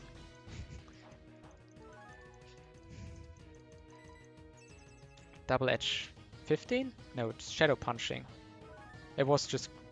Maybe it also didn't double edge all the time before. Might still have double edges, but honestly it doesn't matter at this point.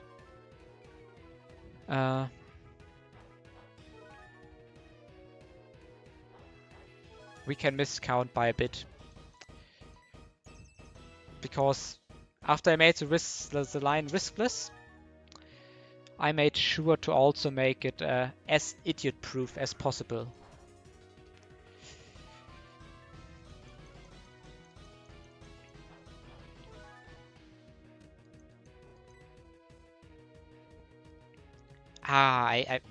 Does Argon learn payback? That would have been a funny move on him.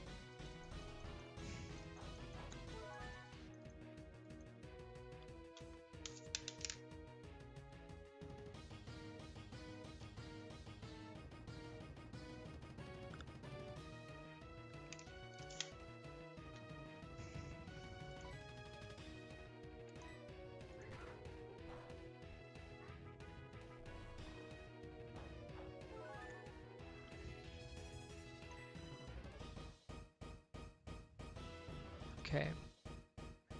Make sure I don't mess up something else.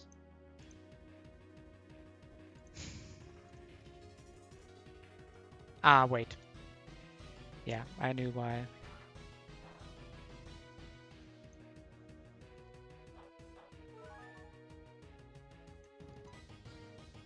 So I think this should be struggle. Yeah, perfect.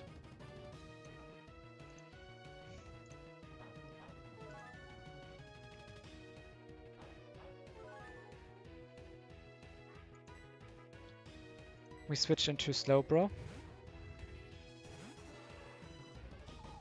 Second struggle.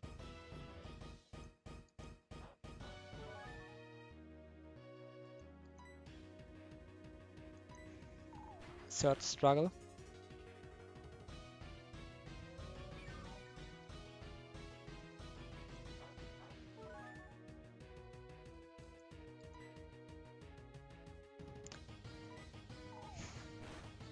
Fourth struggle.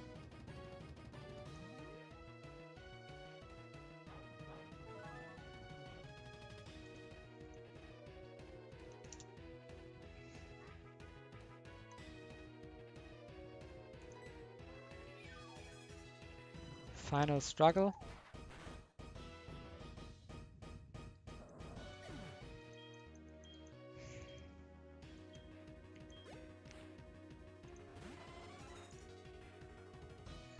Here, Jolteon only sees Thunder Kill on me.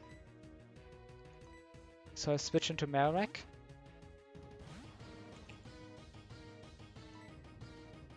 And we outspeed and Trick Room and Boomerang.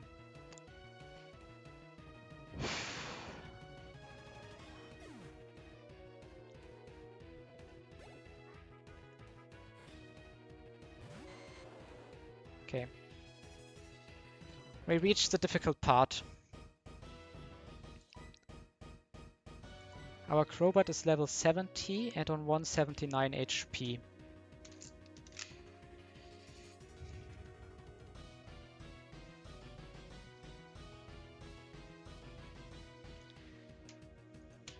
Let's calculate if...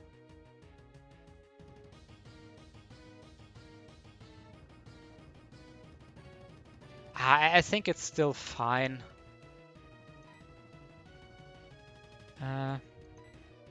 Let's just go Crobat. Because I was scared of double crit, but I'm pretty sure that I just OHKO this crits. Due to recoil, maybe? It didn't crit, so... nothing happened anyways.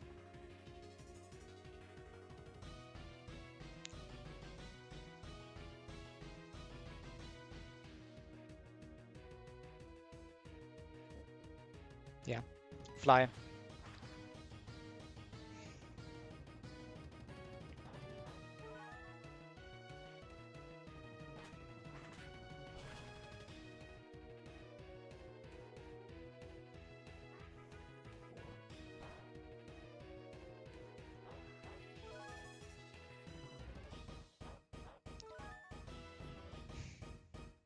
And just for more recover. Is this in U-turn range? I don't think so. Let's fly again.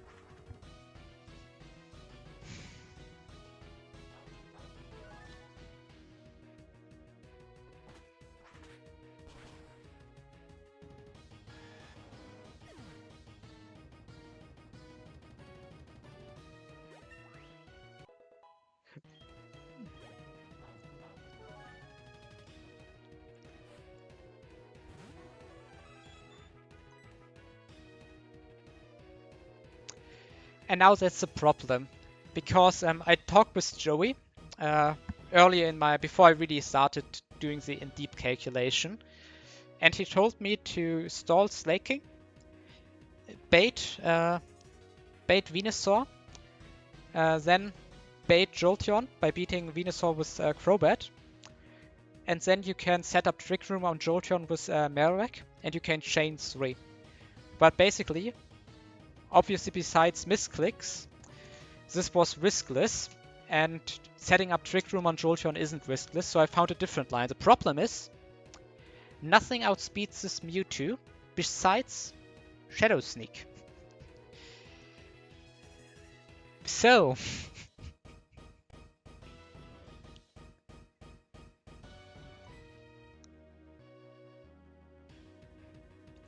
we go into Aggron. On a Psychic or Ice Beam or Shadow Ball. We get frozen.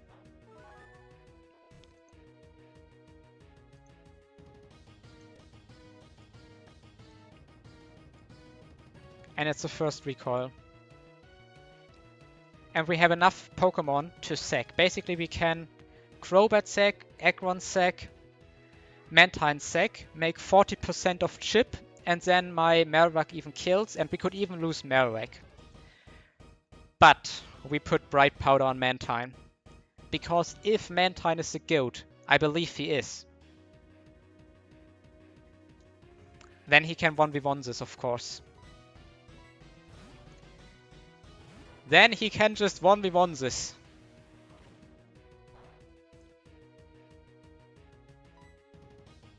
Mirror Code! Come on, don't get crit, don't get crit, don't get crit. Yes! Is it? Does it even kill?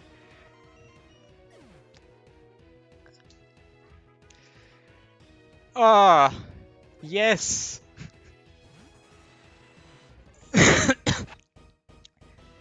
Mantine just killed Mewtwo.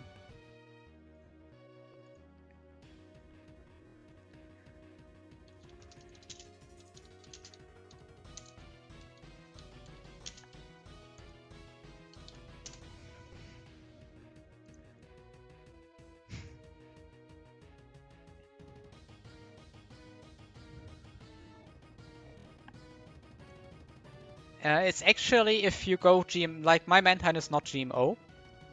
Because I went for a strong Typhlosion start, I just basically rerolled for Water Absorb Mantine. But if you go GMO Mantine, you can actually, if you sack something to get it in, you can riskless Mirror Coat kill Mewtwo. Not sure if that's worth it. I definitely figured out that it's not good enough. But yeah, let's continue calculating. This is only Brave Bird.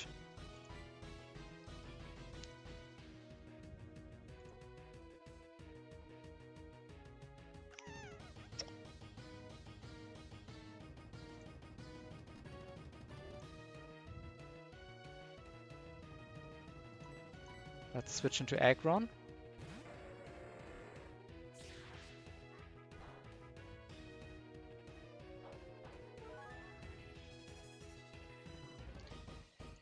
And on Aggron,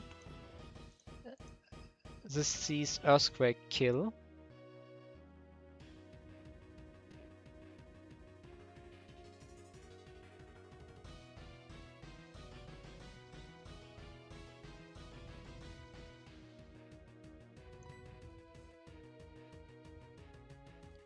Wait, what did I miss, Intercom? Feel free to tell me.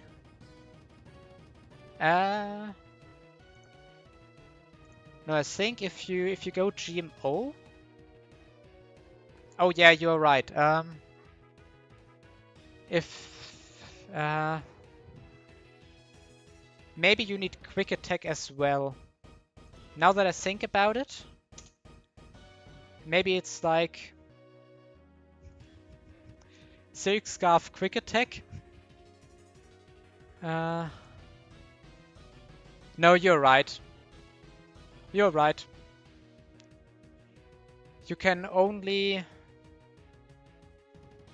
Yeah, maybe you can force it where you kill it, but you can also die yourself. Maybe that's possible. But yeah, okay. As I said, for my line, it doesn't matter anyways, so that's why I'm not looking super close into it. But yeah, I can see that you're right here. Okay, I need to calculate quickly. Earthquake 53 plus Brave Bird 96 is 149. Okay, we can actually do only one dead here.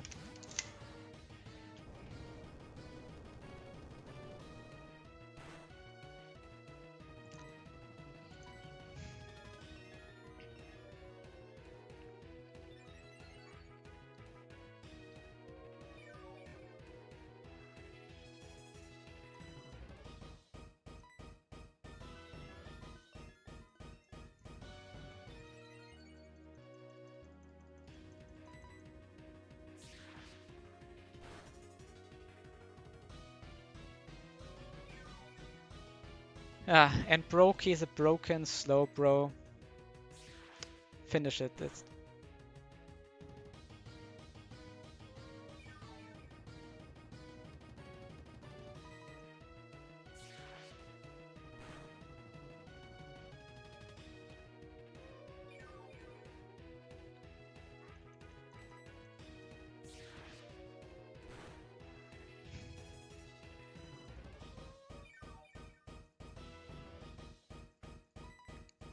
I'm not a big expert on other ROM hacks, but I think this is also the way you beat Aerodactyl in EK E4, right? At least like if you have a good slow bro.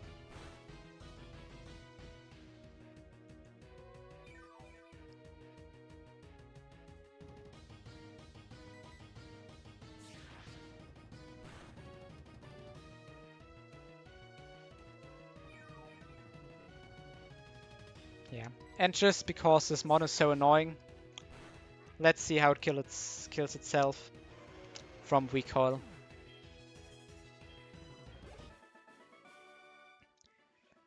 Oh, it's done.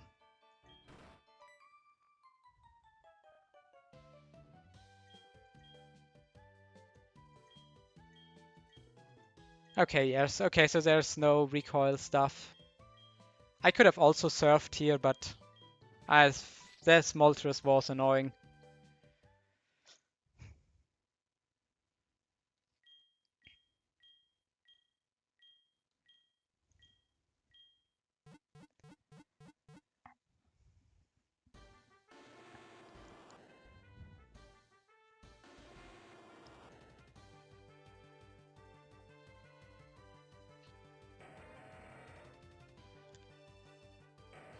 Yeah.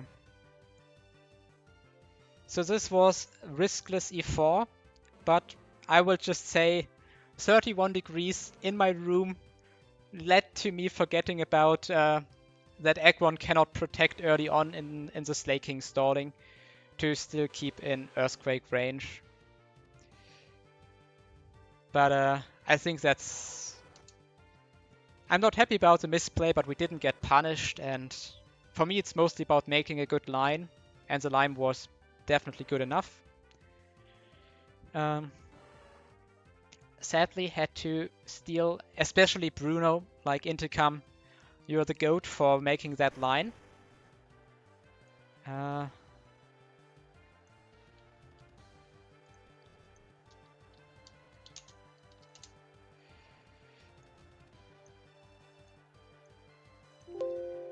That Bruno line basically saved me. I had a really good Gengar as well that could have done nearly the same thing. But the problem was, I think without Mantine, I can maybe cook a really cool E4. But yeah, Mantine, besides killing Mewtwo, it's not the best mon. I think like it had its, like it was good for a few things. I couldn't do the Heat Wave bait on Espeon because none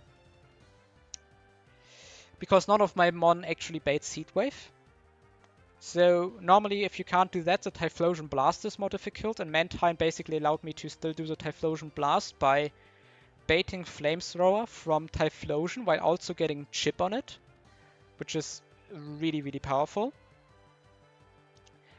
It beat Gastrodon in the 1v1, but of course we got rocks up, so not the best 1v1. They're definitely far better mons. You actually can't beat Swampert with this. I was expecting this to beat Swampert when before the runs, I quickly looked at what Mantine can do in the E4.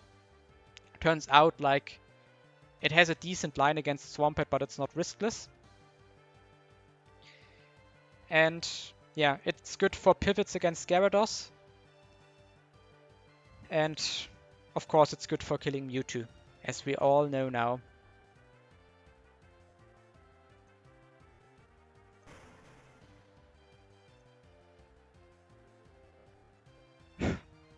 Okay. I might take a break from the game. At least I have to start playing less because lately I just like basically my 2 wins were basically me playing so much nearly every day. Was kind of crazy. But if I do another run, and that's still likely, I would probably do a completely streamed run. Because if I lower the hours I play this game, and I probably only play like a few hours from day to day, and then I can also stream. But currently it's basically, if I have like half an hour, I just spend half an hour planning. And then that's not really streamable in my opinion. But now, also all the streams this run worked out perfectly, never had any issues. Which wasn't the case before. In the past I had issues with streaming. But since that's not the case, yeah. Streamed run has to be next. And it will be... I think it will be New Game Plus. I'm not sure exactly what I'm banning. I considered banning both of my Hall of Fames. And I also considered adding a few mons that I just feel like they are like... I basically overused them already. But yeah, I will decide on this on the coming days, and see you back for in the streams or on your runs. This is a great game made by AJ. This is my first, it's not completely recorded because my early game was kinda a lot of frauding. And I personally think only lines that are very clean are really worth it to be shown off. So if anybody watched this until the end or still in the stream and wants to see the highlights of the run, feel free to check out Giovanni. And I think Giovanni and maybe Petrol One are like the best cooks of the run. Giovanni might even been a unique cook. I'm not sure if anybody else ever did like some of the techs I used there. The chance that somebody did is pretty high because I think a lot of people are smart enough to find it, and you don't need like a super crazy mon. But yeah, thank you all for watching. I will save this run and